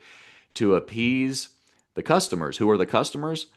Massive corporations. They don't really care about the small guys. They care about the guys who are lobbying, the guys who have lobby money. And these corporations, aside from payroll, logistics is like their biggest cost, right? They have payroll and logistics, and people forget the customer is the one paying the rate for the load. So when rates do very well, like during COVID, for an example, that's one of the reasons why everybody's prices went up. It was the supply chain crisis, right? We had a supply chain crisis. Rates went up because we had, I don't think there was ever a point where shelves were not going to go stocked, but we had a point where the market kind of equalized a little bit, where we no longer had a surplus of drivers. We just had enough freight to go around, and the brokers weren't able to say, "Oh, you want $2.50, $3 per mile, which is bare minimum. No, that's we'll go find someone else who can do it for $1.50 a mile." They had to get their product moved, so they paid more. The corporations didn't like that, and I think this ties into the American Trucking Association, and I mean they're basically a mouthpiece for mega carriers. They are. And they've been peddling since like 2005 this pseudo idea that we have a driver shortage. No, we don't. Oh, not 2005, bro. 1987. Yeah, I mean it's deeply rooted. And during COVID, they had the golden opportunity to take that and run with it. And it was on Fox News, MSNBC, the New York, everywhere. It was the 87,000 drivers shortage. Your shelves are going to go. You're not going to have food. So that really put some flame behind this propaganda they've been peddling for decades, right? And because of that, the U.S. government responded and they said, "Oh, hey, let's let all these non-domicile guys in. They can fill the gap. They're willing to work." And then during COVID, we saw that happen. And then the corporations realized, "Oh, wait a minute. When we flood guys into the industry, when we have too many trucks and not enough freight to go around, then guess what happens? Rates go down because they can just shop around for someone who will do it cheaper, especially if the guys who are willing to do it cheaper are readily available. Who's willing to do it cheaper? The non-domicile crowd, right? Because they're not operating within the scope of the law. Like you said, they're operating these chameleon carriers, duct tape DOT numbers. So really, this is all, I think, in my opinion, to stroke the backs of the corporations so they don't have to pay as much for logistics. But here's the thing. they're still jacking prices up for the consumer left and right. People say, well, if freight rates go up, the cost on the shelf would go up and it would trickle down to well, they're already raising prices. I mean, freight rates are in the bottom of the barrel right now. We're in a freight recession, an unprecedented freight recession. And Yeah, there's you know, so on that point about, oh no, freight rates are going to go up. So there's a gentleman by the name of Joel Morrow, mhm, who's sort of fuel mileage guru, and he puts all the toys and new tech on his trucks and gets mhm, 13 miles a yeah, gallon. Interesting dude. I don't bump into him too much because he's not on Twitter, I don't think, but I've met him at Matt's. Good guy. Um, he did a number crunch on this because he was trying to investigate this claim about, oh no, our freight rates are going to go up and it's going to collapse the economy. And the economy never collapses because of freight rates. It never has. yes, The American Trucking Association commissions this study by a guy named Casey in 1987, and this is the origin story of the driver shortage narrative. And even back then, when they first put this out in 1987, and you start seeing this in the media, if we don't hire another 600,000 drivers by 1990, the shelves are going to be empty. We're going to be running out of stuff. Of course, that never happened. They didn't need the 600,000 drivers. It's all to juice corporate welfare money for training programs and CDL mills to churn through people. But yes, anyway, Joel crunches some numbers on what if you paid drivers more, if you paid a higher rate for your trucking, and then number of pallets of standard freight on a trailer, what's that cost per widget?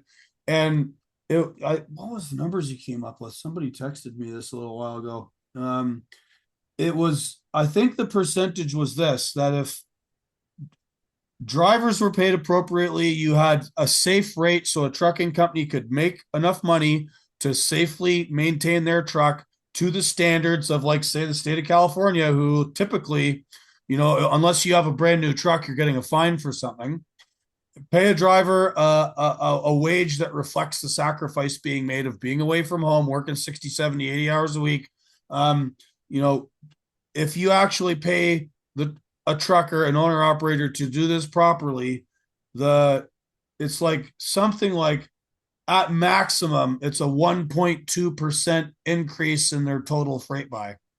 mm, Right? Not like their total operational. Oh my God, our whole factory, our whole enterprise here, our cost goes up another 1.2%. No, it's just on their freight buy.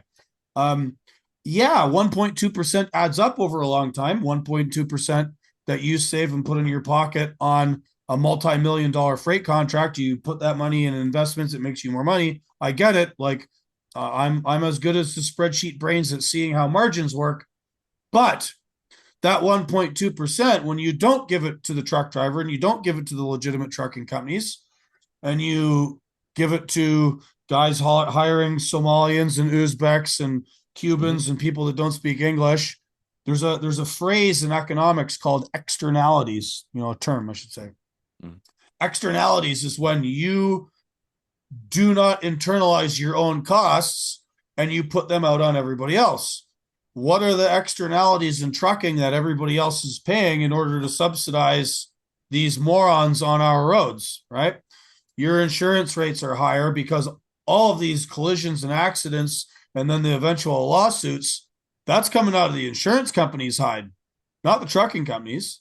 There's this sort of question with the mega carriers who self-insure, but if you're a mega carrier with self-insurance and you're using a power only guy, that power only guy has his own insurance. So it's not even coming out of the mega carriers' hides, right? yes, And that yes, and then there's the costs that are not visible, right? Like that don't come up in a spreadsheet, right? Like the cost in human life, the cost in, some family who's got now has a family member that's permanently disabled or disfigured or burned, or, like that. These are costs to society that are not being absorbed by mhm, insert corporation here, Procter and Gamble or whoever, who want to use freight brokers who then farm this stuff out to a bunch of in-source third worldists.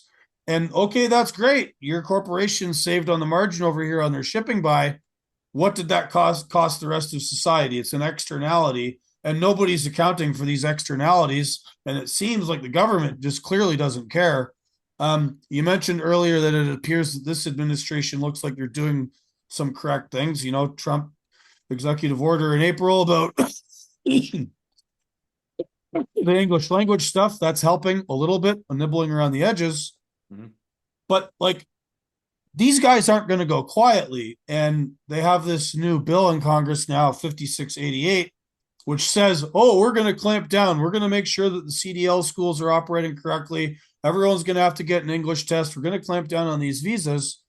But then in the text of the bill, they leave this big gaping hole open that says, you know, the secretary may issue non-domicile CDLs provided, you know, they make sure the permits are good or whatever. So like basically they're saying we're going to clamp down over here, but over here we're just going to make it legal in other ways, right? It's like smoke and mirrors. And of course, the six primary sponsors of this bill, all on the take from the American Trucking Association. Our friend, shout out Justin Super Trucker Martin. He got information from this website called Open Secrets, which tracks corporate donations. Open Secrets has like a whole file on the American Trucking Association. What do you know? 15 of the first 29 co-sponsors of this dog shit legislation, all on the take from the American Trucking Association. They've all been donated to. Well, what a surprise. So, like, Yeah. at some point, we have to get it across to people that, like, okay, cool. Yeah, your freight's a little bit cheaper, but all this, you know, you as an American, you have a sort of birthright. You know, a lot of people in the dissident sphere use this term birthright. You know, you were born here, your ancestors paid for the interstate highway system through their taxes. Your ancestors built up America to what it is today. And that, you know, you have this right by virtue of being a citizen here and of having some stake in America to complain when all of this stuff is being, you know, threatened, you know, either economically or, you know, in your physical life and your safety on the highways Mhm. by this insourcing program, right? And again, to get back to our critics of the left or progressive persuasion, oh, America was built by immigrants. Okay, what are we building now? Is an entire service industry economy that parasitizes itself on our wages and sends it out in Yeah. remittances to other countries. That's not the same as building something, right? You're not building something by sending people here to drive trucks, get in accidents, turn our truck stops into a Tower of Babel fucking biohazard, and then take all the money and send it home. That's not building anything. I love that argument too. It's like, okay, well, we're immigrants. Well, how far back are you willing to argue that point? Are you Do you want to argue it back to 1,000 years ago, 2,000 years ago? Do you want to argue it back to the Homo erectus? Right? I mean, like, what? How far back are you willing to take that? I love asking the people who advocate for that position this question. How far back are you willing to take it? And most of them won't even give an answer. But if they do give an answer, then I say, oh, so now you're saying that you have the authority to be the arbiter of who was an acceptable, immigrant and who's not an acceptable immigrant. Why you can do that? Why can't we do that? Right? You're saying, oh, well, where's your cutoff? Let's say it was 1,500 years ago. Okay, so prior to 1,500 years ago, it was okay to be an immigrant and to do these things. Now you're saying, well, we're all it's so bizarre. But yeah, no, it's true. I mean, like you said, I mean, I think it all ties back to these corporations. And one of my favorite quotes. I'm not anti-capitalism, but there's a quote that says, nobody is more of a socialist than a capitalist in trouble, right? They always they want to capitalize their gains and socialize their losses. And that's exactly what we see in the trucking industry. I mean, they're not having losses necessarily. They just want to, they want to socialize their ability to just rake in more money, and they're doing so by using the trucking industry. And Yeah, my favorite phrase is everybody is a capitalist until the price of labor is bid up. yes, yeah, 100%. That's what's so crazy. We've built a climate it goes back to like what you were saying about like the wage floor, right? It's kind of the same thing. It's the same premise. Like we've built a system now where the corporations, if something happens, where prices do or wages do start to go up, rates do start to go up, then when they start having to pay what they should have been paying all along, which is a fair price, they're going to act like this is an existential crisis, and they're going to start having to, like I said, they're going to have to start socialize. They're going to claim it's a loss. They're going to claim it's going to drive them into failure if something doesn't happen. So then they're going to socialize their loss, which doesn't actually exist. They're just paying what they should have paid all along to the taxpayer, and it's just this never-ending hamster wheel where these corporations are the driving factor for a lot of these problems we have. They're the malevolent mind behind all of this. And, it's at our expense. Like you said, it's people like you and I, and again, I'm not anti-capitalist, believe me, but it's this system where the rich keep getting richer and they have to keep you and I poor, right? Yeah, well, I'm big on capitalism too, right? Like I spent a lot of Sure. time in like libertarian free market economics world studying all that stuff. And I like free enterprise. Want people to have the freedom to do what they want to do. Sure. But like if it doesn't work, don't come to the government. And one of the things I try and tell people about this in-source labor thing is this is just the latest scam, right? Yes. So Yes. in my book, which is coming out in March, I, I I show how in the 1980s, after the deregulation of the market, which was a sort of necessary correction to the previous regime, it's now gone completely to the other opposite end of the spectrum. And so, intense rate cutting and competition, and guys are having a hard time maintaining their wage levels, so they start exiting the industry. And Hmm. so what the ATA does is like they don't want to pay people more. They don't want to Yes. Yeah. they have nowhere to cut, though they claim they got nowhere else to cut. And so they start this driver shortage narrative thing because, maybe at one point they did have a hard time retaining people who were exiting the industry after this momentous change of the Motor Carrier Act of 1980, and that's fine. But is it up to the taxpayer to help you fix something you advocated for? Because most of the trucking industry was actually for the changes brought by the Motor Carrier Act of 1980. They wanted to like have easier access to market, make it easier to get operating authorities. Hmm. They didn't want to have to like deal with the previous system. Okay, cool. You got what you wanted.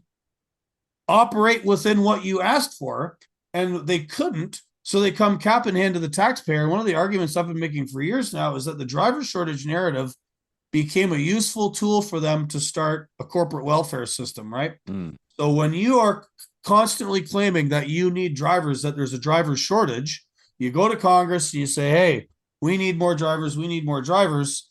And nobody asks where they're going after they get in the business, right? So the American taxpayer is on the hook for hundreds of millions of dollars a year at every level, local, state, and federal, in funds that go out through Pell Grants, WIOA, state level programs to these CDL mills. Hmm. And so we are subsidizing the production of new people with CDLs. It's been shown that we produce 400 to 450,000 new CDLs every single year domestically. This is before the flooding of the in-source labor. And then even Pete Yes. Buttigieg admitted, like, oh, yeah, well, yeah, we're producing, we produce over 400,000 a year and 300,000 people a year quit. We have a retention problem. Okay, if we address it as such, as a retention problem, then it's on trucking companies to figure out how to keep drivers. How do we make this better so that these guys aren't constantly quitting? That's hard. That might cost them money. Why would we do that when we can just get the taxpayer to pay for a churn thing? Nobody ever questions it. And this is what they've done is they've masked it. They go around to the media and they say, we're short drivers, because they're taking advantage of a component of the American ethic, the sort of Protestant work ethic, where as long as you have a job, everything's fine. Jobs, jobs, jobs. Politicians are always talking about jobs. It's the magic incantation that turns everybody's brains off. Hmm. Oh, we're making jobs. Great. We're done thinking about this. Nobody asks what the job pays. Nobody asks the conditions of it. Nobody asks why people quit all the time. Say the word jobs. Everyone's brain turns off. The government hands you money. Life's good for them, right? Yes. But Yeah. that drives the constant flooding of new drivers into the market through this corporate welfare program. again, debases everyone's wages in the same way the insourced labor does. But I think people have been getting wise to it, and everybody in their family knows somebody who's a trucker. They all tell them, "Oh, I'm away from home all the time. I don't get paid enough. I get held up everywhere. Detention, problems on the highway, accidents. This job sucks." And I think this insourcing of labor really, I mean, it was happening already, but it really accelerated under the Biden administration, was used as the next stage of this process of, we don't actually want to be capitalists. We do not want to, accept the terms that we asked for with the Motor Carrier Act of 1980. We Yes. don't actually want to be capitalists. We don't Mm-hmm. want to pay market rates for labor, right? We don't. What do you mean pay a truck driver? They're just a truck driver. Let's Yes. just keep putting new ones in here and do whatever we can to suppress wages and keep those rates down. Because if the market works as it's supposed to, as the free market people want it to work, that means they have to pay us more, and they don't want to. And so they do this weaselly bullshit about a driver shortage narrative in order to pawn a bunch of their costs off onto the taxpayer, which is, drumroll please, socialism. So Exactly. Exactly. Yes, it's so funny, and it's true. That is the business model, right? That's the business model. Look at the attrition rate of all of these companies we're talking about, the trucking companies, right? Their business model is, let's run a mill. It's basically a mill. Let's get these guys in. We know they're not going to stay, and it's a competitive market. I mean, if you talk to a recruiter at a mega carrier, it's like trying to buy a used car. I mean, it's, you've got, they're rambling off talking points. If you start asking questions that go outside of their script that they're reading off of, they don't know how to answer them.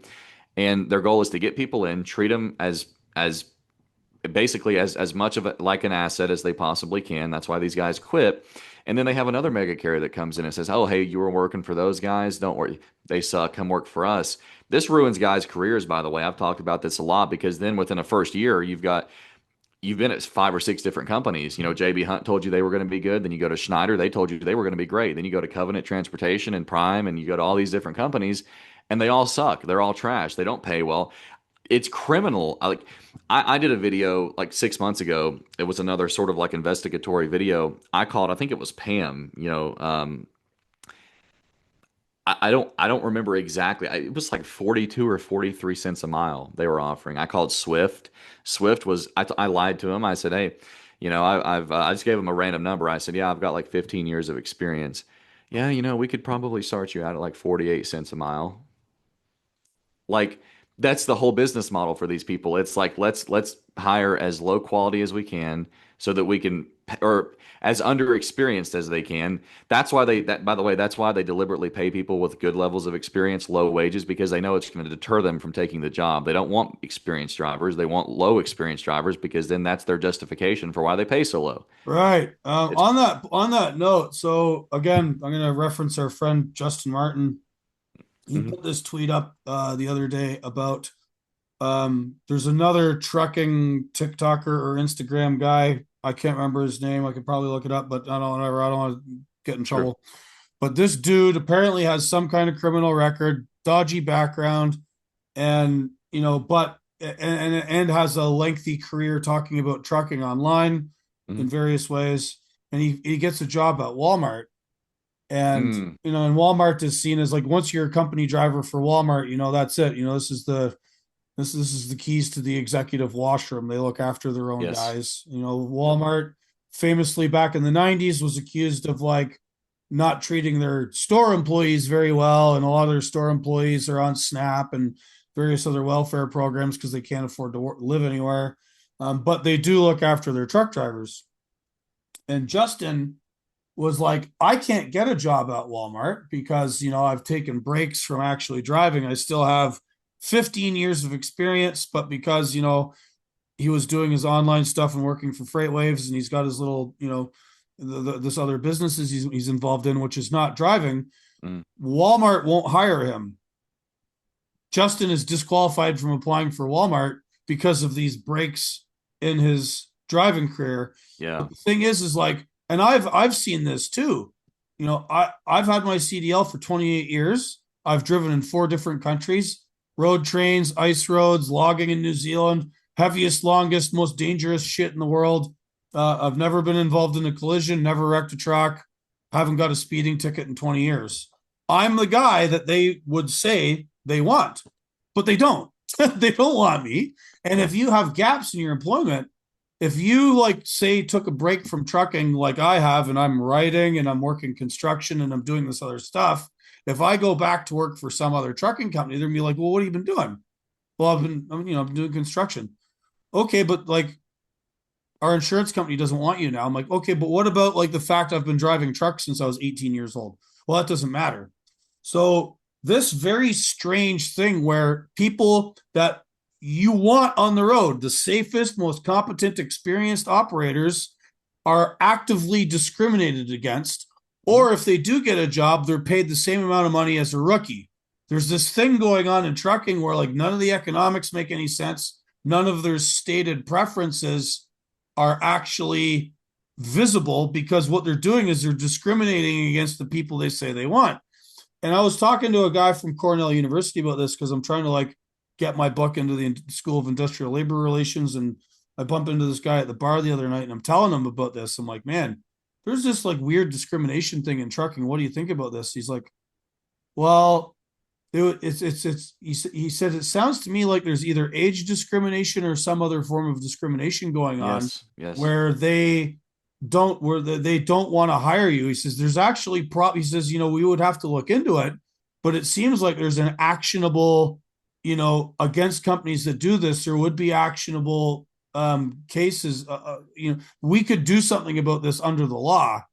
And so I got put in touch with this other professor at Cornell, and I'm going to try and get somebody in the world of academia to study this particular thing in trucking where if you're experienced, if you are an older or senior driver, which is to say you got more than 10 years of experience or whatever, you are actively discriminated against if there's a gap in your employment or you're underpaid relative to the experience you have. Because I want someone to figure out what's going on here and figure out how to make that illegal. Because I think there's like some loophole in the law or something that these guys are getting away with discriminating against the people they say they actually want. Yes, yeah, no, absolutely. It is workplace discrimination, which in any other facet, I talk about this also, any other a lot of the stuff that happens in trucking in any other facet of the workforce in America, it would be considered abominable. It would be grounds for class action lawsuits. There would be investigations launched. But because it's the trucking industry, nobody cares. And nobody cares because the people in the trucking industry don't care. And not us, not you and I, but the vast majority of who they've outsourced this job to, which is the premise of our conversation, the non-domicile crowd, they don't care. They don't give a rip about any of this stuff that we're talking about because they're not going to be here long term. They're coming over. They're indentured servants. They're coming over here. They're fulfilling the duties that their master gives them, which is the U.S. government and the corporations that are controlling the U.S. government. They're gone again. But again, we're the majority minority now in the trucking industry. And people will say, "Oh, well, they only make up X amount. There's X amount of truck drivers, they only make up a small percentage." No, no, no. That's because you're taking into account like US Foods, Cisco, like local jobs and private fleets like Walmart and stuff.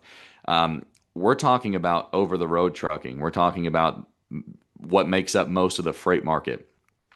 I would say they probably take up about 80 to 90% of that, just based off of what I see. Um, so that's why nothing happens because and again, I think that's perhaps deliberate and concise as well. They've diluted um, our voice down by infilling these guys to the industry, right? We don't have a voice anymore because the majority, if all truck drivers were like you and I, we could get whatever we want. We have the most power of any working class in the country. We can't do that though because we're polluted with people who just don't care, and they're not going to get on board with these initiatives to try to make change. Right. Yeah. And so something just one of the interesting things about running this podcast is like I've tried to talk to people higher up the food chain, and believe me, I've tried. Trucking company owners, we're not going on the record. Mhm. You know, I have friends who own trucking companies back home in Canada who are like, If we are seen talking to you, who also defended the Freedom Convoy, we're going to get in trouble, you know. And then never mind all the economic stuff and arguments we're making. There is actually fear on the part of people who own trucking companies, and if they don't have fear, if they do acknowledge folks like you and I at all, they just dismiss us out of hand as cranks or whatever. Meanwhile, Yes. our industry is being immolated. Um, Hmm. the media guy for the Ontario Trucking Association, the Canadian Trucking Alliance, was talking to a reporter for a media organization in Canada who talked to me about all this intel, and they're like, "Oh yeah, we know Gord. We know he hates us." Yeah, yeah.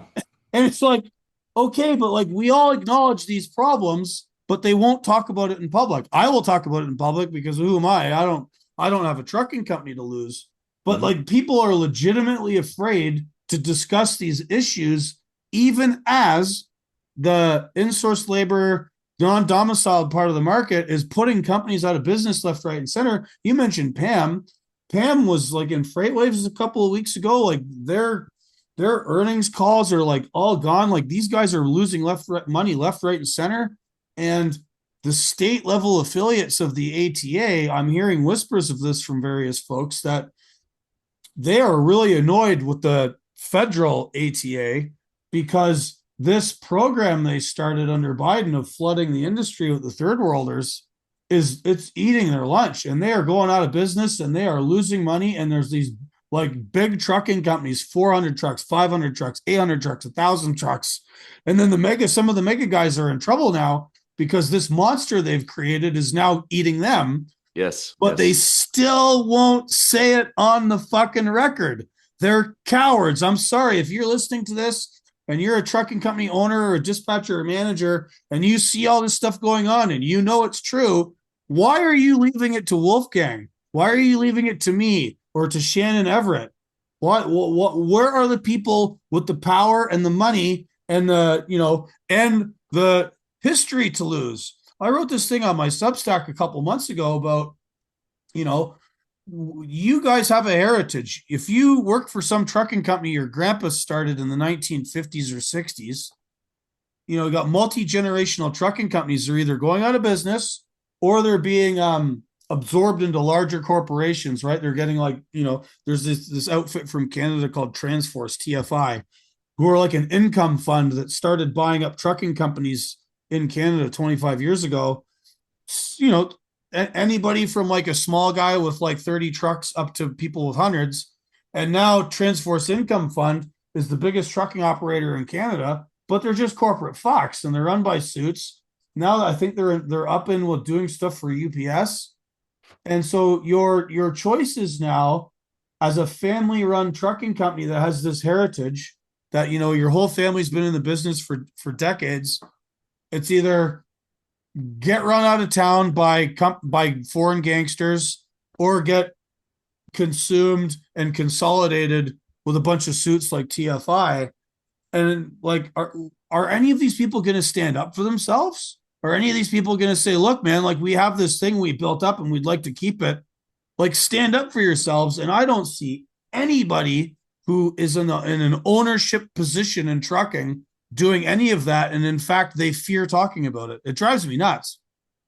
Yeah, well, it's like you said. I mean, it's a huge issue, but it's a pretty simple one. We've created a climate where those people are ostracized. Like if you're a trucking company owner, um, for whatever reason, there's this like unspoken rule. It's like, don't talk about that. Just you got to play the game. Don't talk about that. And if you do, you become ostracized.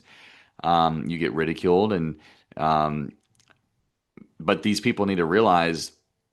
I think all of them want to talk about the issue. They just, for what we live in this culture now where nobody wants to step outside the bounds that are set by by who's setting these bounds for us. Well, like you said, if I owned a trucking company and it was being threatened and my livelihood was being threatened, something I've built up for so long, I would want to be asking the questions about, hey, what's causing this? Like, Carol Fulmer recently went out of business, and 400 trucks. yeah, 400 trucks. And you've got Heartland Express, for an example.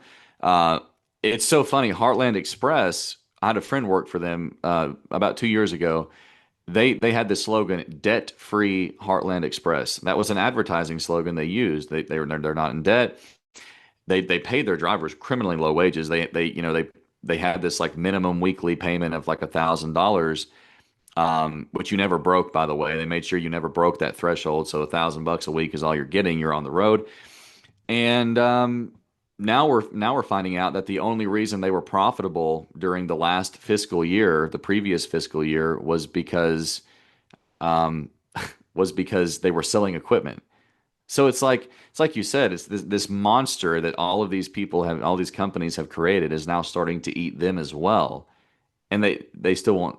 Nobody will still talk about it. It's Well, so either bizarre. that or I want to give credit where it's due.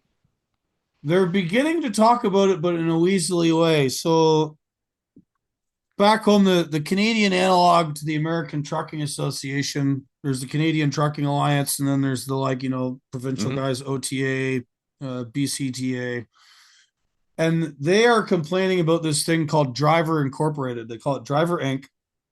They were complaining about it 20 years ago, but now they're complaining about it even more. And what I think they're doing is that's how they're covering up for saying it's the Indians. Yeah, yeah. Because what and they're actually having a parliamentary committee about this right now, but it's being led and orchestrated by career bureaucrats who are obese women that have never driven a truck. And, every man on the panel is a guy who just immigrated here 3 years ago and is somehow now a member of parliament.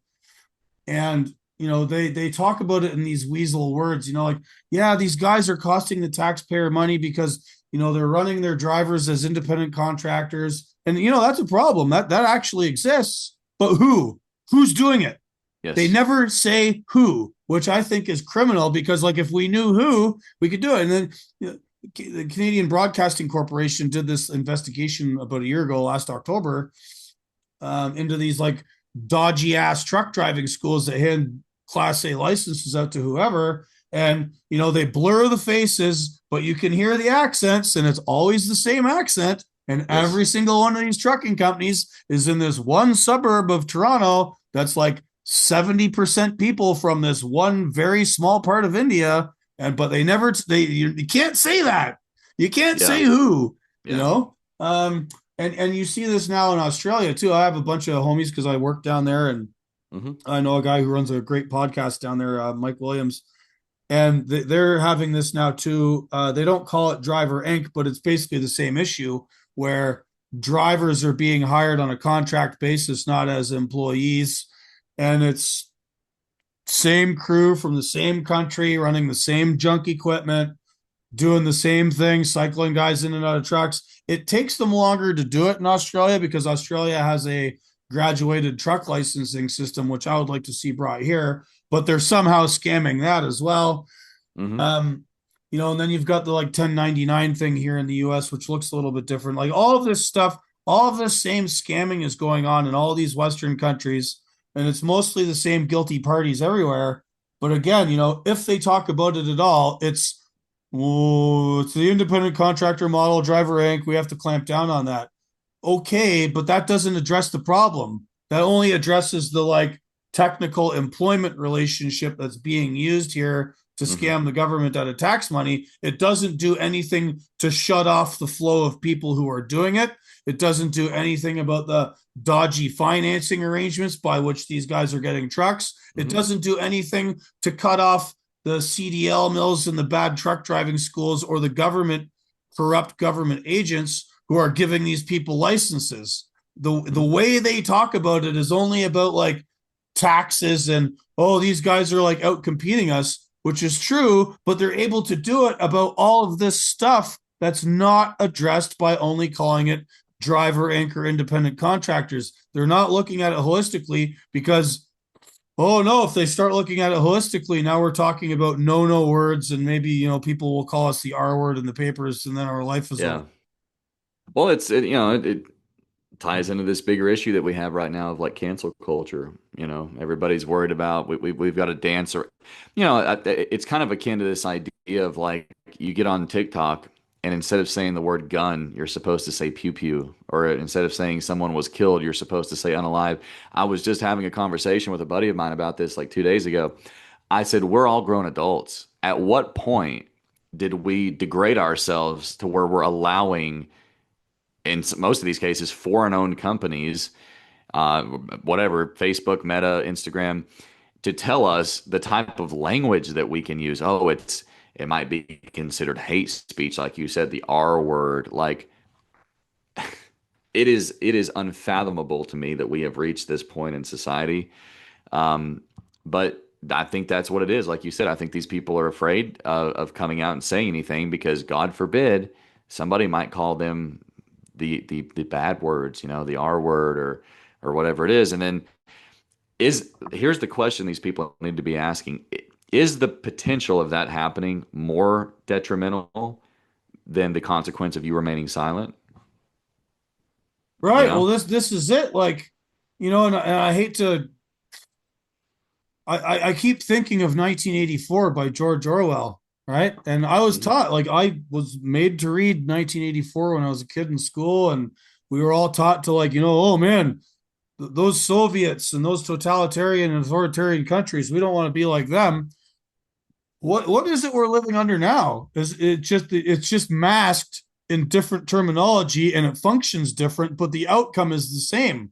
Where Yes. some really bad things happen, if you try and call it out, you're attacked. And quite often, I'm so tired of Twitter now. Like, if it wasn't for having to, like, do the thing of, like, marketing my book that's coming out in March, I'd be gone because, like, Twitter allows these people to do this, right? So, like, if you make any criticism of, like, dodgy immigration scams or the H-1B visa for the tech people or any of the CDL stuff, all these accounts of, like, guys in India come out and, like, immediately start calling you a racist or, oh, America wouldn't be anywhere without us. And it's like all demoralization and contributes to this climate of fear of anybody saying anything. And it's like, hey, you're just some assemblage of pixels on a screen who's clearly got an agenda. Why should Hmm. I be afraid of you? But people are afraid of it. It's Yes. Yeah. oh my. Yeah, I mean, it is, it's call it cultural. I don't know. To me, it's such a foreign concept that I can't even, my mind cannot comprehend it. Quite literally left speechless. I've never been one to care what I say. I'm going to say what I believe, and it is what it is. Obviously, I have. It's highly unpopular, but I don't care. If I owned a trucking company that was hyper successful and I saw that company potentially facing negative consequences to the point of maybe going out of business because of this issue, I promise you, I'm not going to sit back and just say, well, some people who are just a figment of my imagination might think that I'm one of the bad words. Let me just not talk about it. And to be honest, I don't feel bad for anybody. If you let your business go under because you refuse, if we had the company owners we're talking about, if these people were advocating for this, they're not going to listen to us. Um, these are the people who need to be advocating for these issues. But like you said, they're not. And I don't know what we could do to possibly get them to start, other than, maybe trying to shift away from this culture where, oh my gosh, I might get canceled for something I said. It is a problem. Foreign labor is a problem in the trucking industry. These people are indentured servants. They're coming over here. They're stealing our jobs. And that's just how it is. I'm sorry. We have tons of American drivers who cannot get good paying jobs, who can't feed their families, who can't afford to buy houses. And that's just how people say, oh, well, you need to work harder. No, no, no. We already work 60, 70 Yes, hours a week. How yes. can we work any And this harder? and this is the other equation. It's like you and I talked about before you went live. I'm having to exploit niches right now as a skilled truck driver with a good record, going to New York City a couple times a week, doing driver unload freight, which I don't mind doing, but that's what I'm having to do to make the money that I think I deserve to make. Whereas I believe the money that I'm making now should be a base level pay for most people. And then, you can work your way up the totem pole. Um, we're at a really dark time right now. We're at a crossroads where, I don't know what the next election cycle is going to hold in this country. the Trump administration has ostracized a lot of people over the Epstein files and things like that. There's a lot of, I mean, unfortunately, his approval ratings are going down. So I think Oh next yeah, term, I don't I think I'm not sure what's going on with them guys. You know, yeah, there are bright spots. Like Duffy gets there it. are. Yes, yeah, Duffy gets it. There's a few Congress people who get it, but the again, as I said before, when Amazon don't want to lose that 1% margin on their freight buy, and they are going to do everything possible to make sure hmm they don't lose it, even if that means continuing a system of indentured servitude of dangerous drivers yes, on the roads. Amazon does not care. The JB Hunt, Knight Swift, all these guys, they don't care. They are getting that margin. And if it means insurance goes up for everybody else, if it means dead people left, right, and center on our interstates, they don't care. yes. I would love one of these guys to come on my show and tell me that they do care and explain to me why they're doing what they're doing and how this is to the benefit of anybody. I mean, hmm they're not going to, No, but no.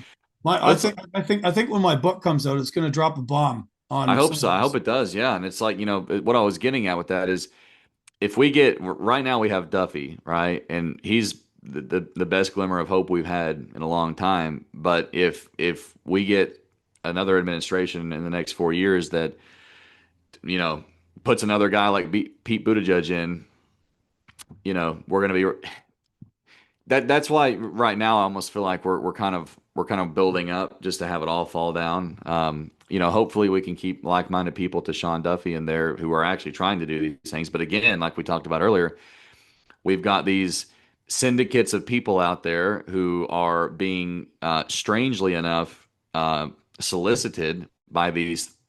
I would be curious to know where the money is behind the organization and who's funding the organization that's funding the lawsuit for George Rivera.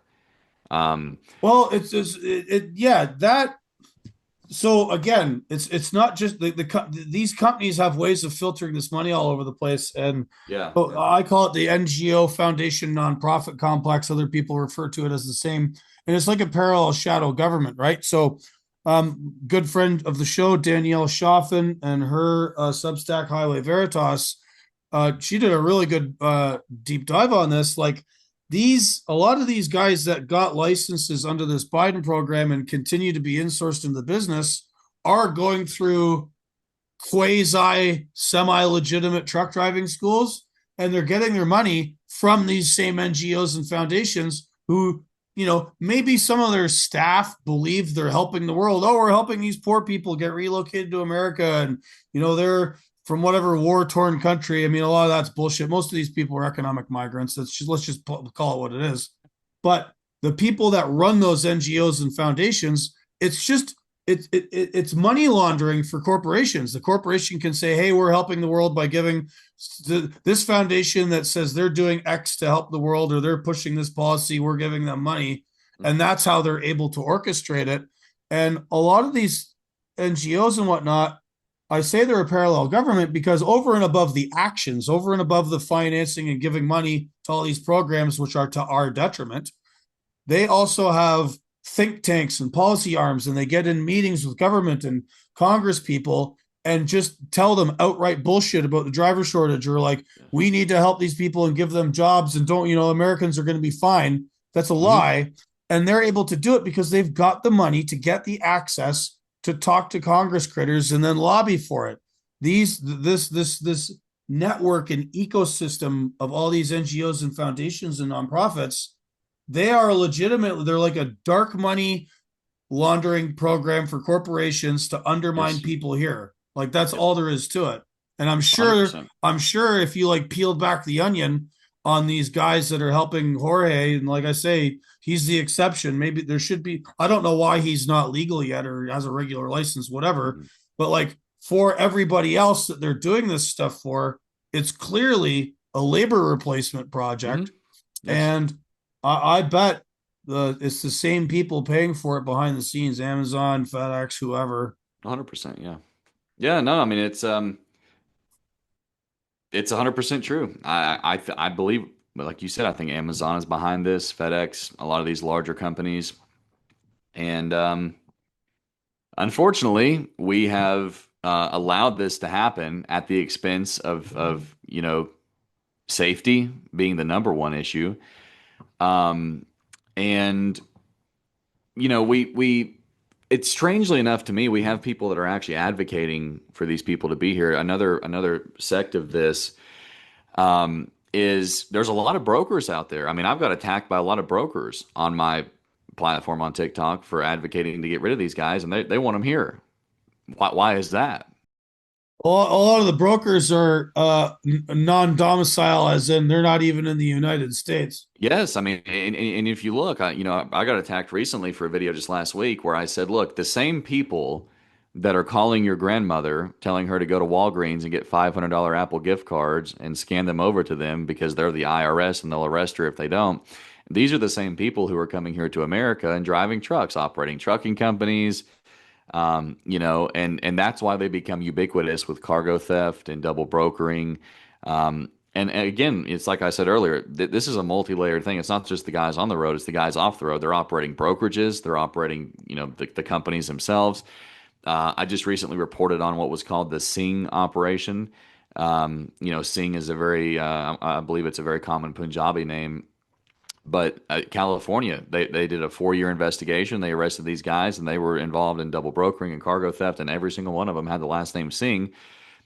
I'm just saying. I mean, obviously, we see a correlation here. There's an undeniable common denominator amongst these folks, but nobody cares, right? Because the corporations want to keep, they want to keep their costs down, and unfortunately, I don't know, people like you, people like me, people like Justin and Danielle and all these guys and girls. I can only hope that this community keeps growing and we can continue being a voice because we're being drowned out right now by the majority. We are the minority right now in our own country, or specifically in our own industry, because of all these guys that have been flooded in.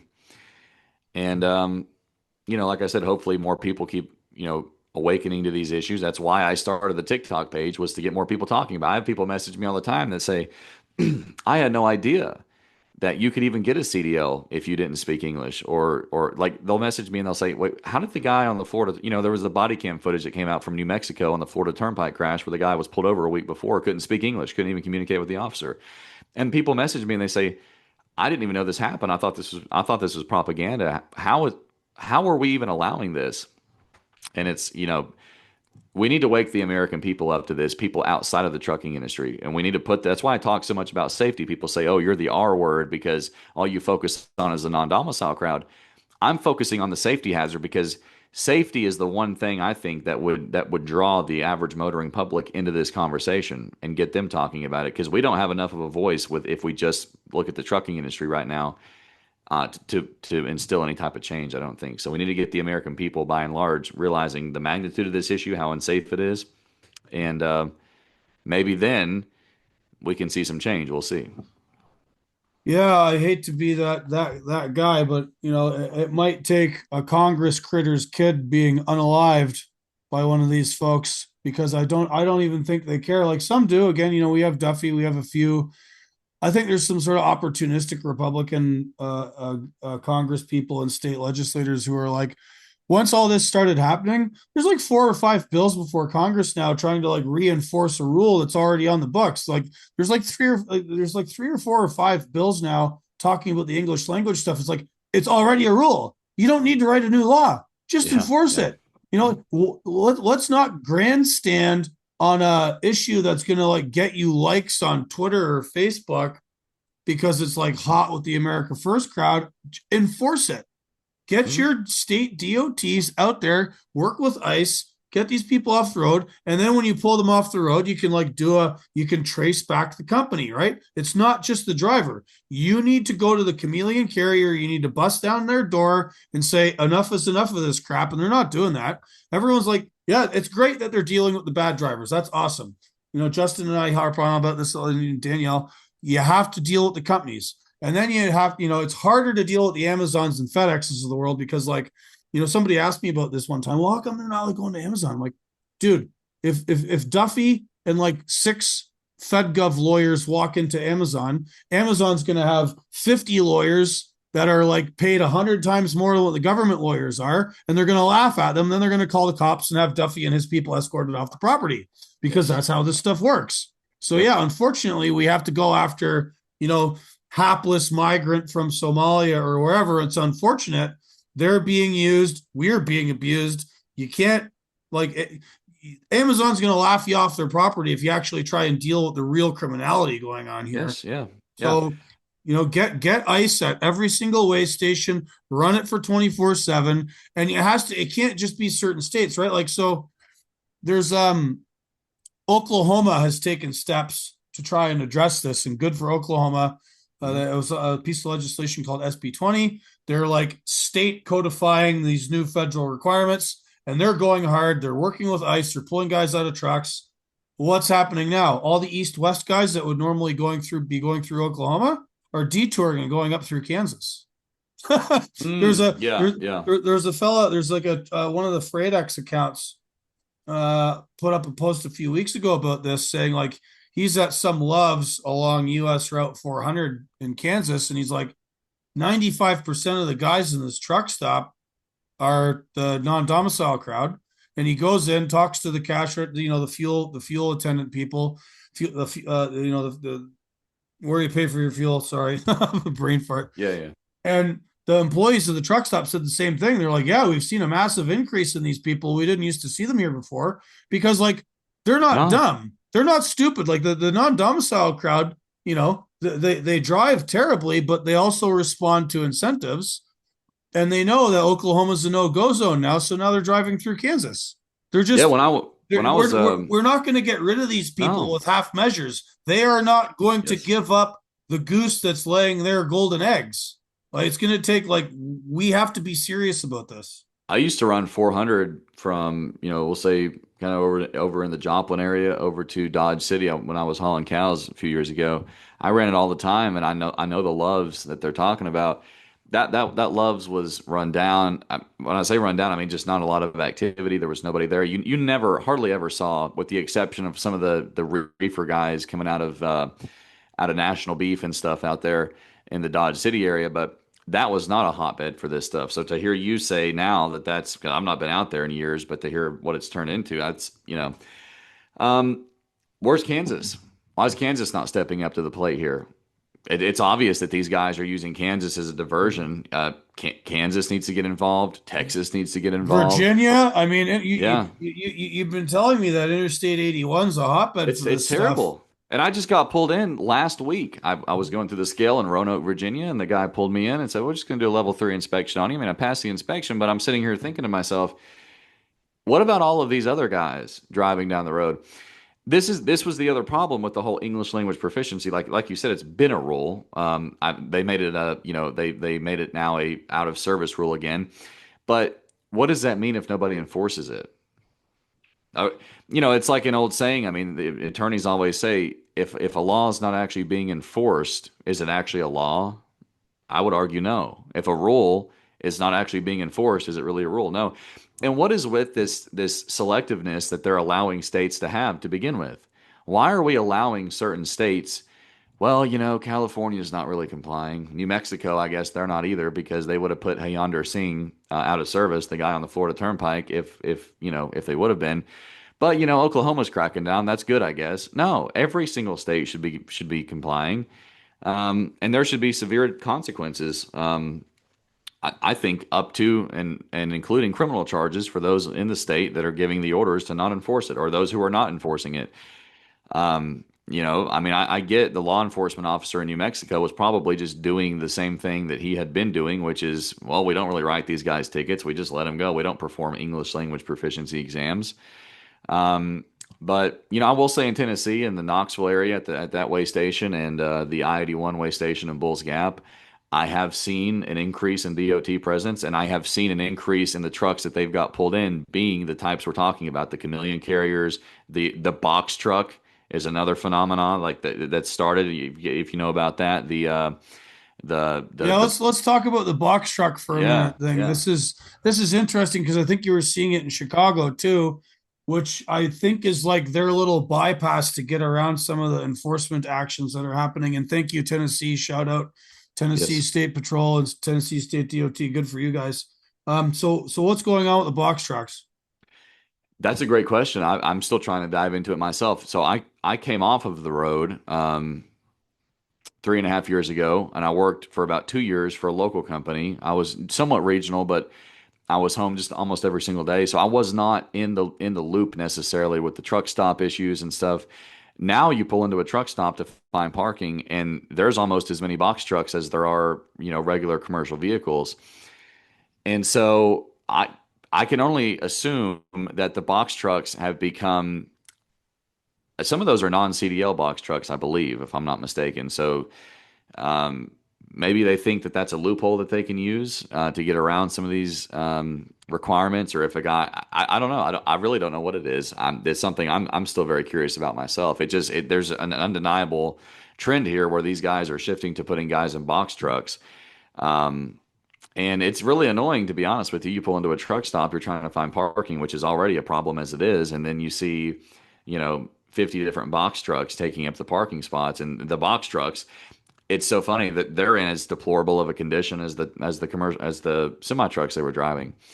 I don't know. I don't know what the box truck deal is. But I wonder if it's like I wonder if it's related to the hot shot thing, right? So there's yeah. little gray areas where if you're under 26,000 pounds, technically in some states you don't have to have a CDL.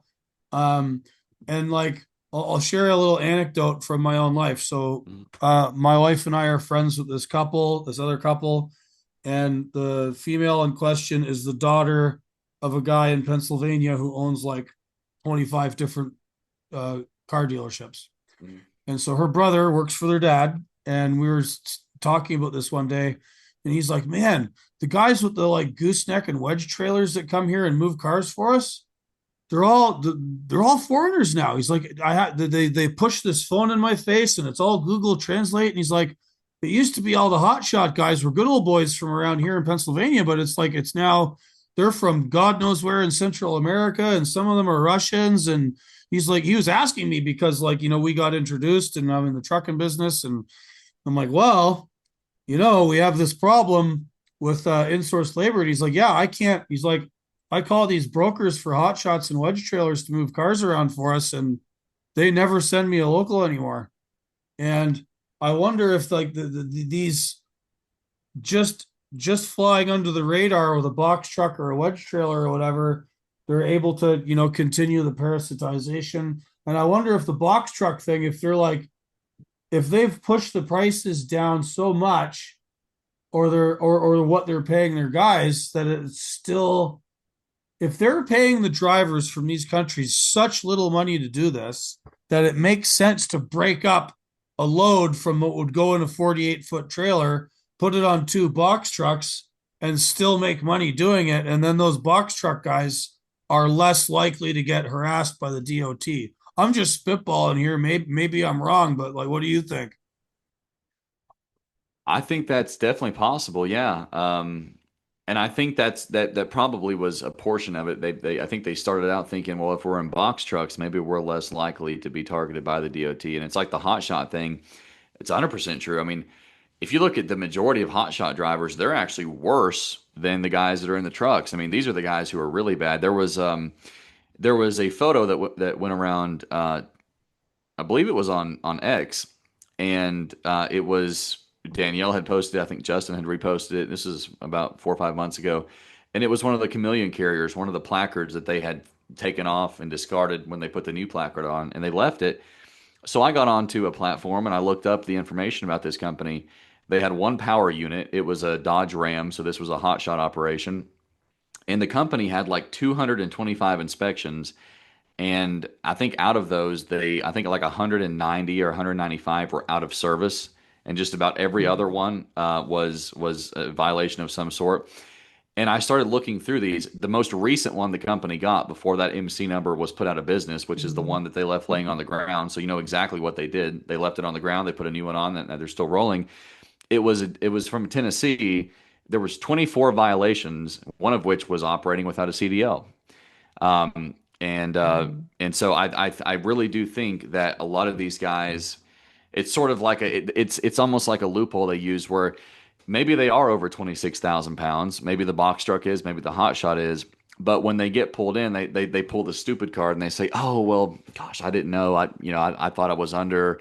and maybe they think it's a little like if I get pulled over in a commercial vehicle, like a full blown semi truck, and with a 53-foot trailer, and I don't have a CDL, it's like there is no, well, maybe this guy thought that, but if you're in a if you're in a hot shot, you can make the excuse, and maybe that's a little easier for, but they don't care. I don't think actually. I mean, I looked through some of the other inspection reports. It was the same thing. I mean, operating with no CDL, operating with no CDL. The wreck history, the guy had had a wreck in almost every single state. It was a single vehicle wreck where the guy just crashed into a guardrail or something. So, and it really infuriates you when you look at that and you see the placard laying on the ground and you're like, well, we know this guy's still operating just under a different, set of different set of Yeah, numbers. that's So, crazy. I remember seeing, they do CVSA road check where they do the whole nationwide DOT blitz every year. And the stats from that for 2024 when they came out, there's two columns. There's vehicle out of service violations, and they tell you the top 10. And then there's the driver out of service violations, and they list them. And mhm. I think not actually having a CDL was like number two after hours of service. And then number three was not even having a medical card. So, like, yeah, I think that it's gotten so bad and they're so flagrant about just breaking the law and not giving a shit that, oh, well, we don't have a CDL, whatever, we'll just risk it. And if and again, we get caught, we get shut down, boom, bought a new MC number off Facebook, we're back in business instantly. And the government's not doing enough about this. They have got to deal with the chameleon carrier stuff. They got to deal with these foreign domiciled and operated companies. And there's a lot of sort of boomercon and libertarian types. Oh, I don't want to have to get a twit card, and I already jumped through all the hoops. Okay, that's great. That's an argument. You're right in a certain way, but like we have to institute like TWIC credential Yes. checking into CDLs and to MC numbers. Like you should not be operating a trucking company if you're sitting in an office in Pakistan or Serbia, and you are the American government can do nothing about it when you break the law. There's zero accountability, and these Mhm. guys are just operating here, employing their co-ethnic homeboys, who, as you say, all of this inspection data is public knowledge. Everybody knows they're bad actors. It's been proven they get interacts, they roll trucks, they keep having violations. Their trucks are pieces of shit. They're not highway legal, not highway safe, and they are taking over whole swaths of the trucking industry, and nothing's being done about it. Yeah, and that's the big issue too. It's like we see a lot about the non-English speaking drivers, and which I mean, obviously, like we've been talking about, it's a huge issue. But I don't hear anybody talking about the chameleon carriers. I don't hear anybody talking about that. Um, that to me seems like something, it's the buying and selling of MC numbers. People will say, well, no, it's technically legal. I mean, yeah, if I go out and I buy a trucking company and the assets and I buy the company, I can inherit the MC number. But like the video I did, when you get on these black market Facebook groups and it's just like side hustles for these guys, like, oh, I've got an MC number for sale, or I'm selling an MC number. What, look at the root of why they're doing it. They're doing it because they're currently using an MC number that's no longer no longer usable. It's been put out of business by the DOT. So, and then it's even more frustrating when you look at this from a perspective from somebody like you or I. It is so hard to make it in trucking if you're trying to do things the kosher way, the correct way. But if you're one of these guys, you can just come over here and they rack up charge accounts too. That's another way. They have it's they they they've got four or five different guys, and like for an example, I'll be in a dealership, like a Peterbilt dealership or something, and they'll have all these parts out on the desk, and the guys will say, "Sorry, your account's delinquent. We can't charge it. They'll want to charge it to the account." So it's all of these different things that they do to not have to pay the same cost as the American owner operator or American company owner. And that's what makes it even more malevolent and more frustrating, in my opinion. Which you get more people talking. It's like, these people are thwarting all these regulations that you're adhering to, and that's why they're able to succeed and take cheaper freight. That alone should make a lot of people mad, but I don't know. Yeah, there's a term called anarcho tyranny, where a government will not enforce the law and not do anything about actual criminals. Hmm. But for regular, normal people, they just harass you and, you know, fines and they do things to harass their political enemies, or in our case, in anarcho tyranny, how it's practiced in North America is everything to make life difficult for the people that actually live here, and then no prosecution of insourced miscreants or domestic idiots like Antifa or whatever. But that's a whole other discussion. Yeah. Um, Dude, I have had you here for almost 3 hours. This is going to be one of my longer ones. Yeah. A I'm not lot to unpack. Yeah. I know. Well, we could go for days, and it's like my Yeah.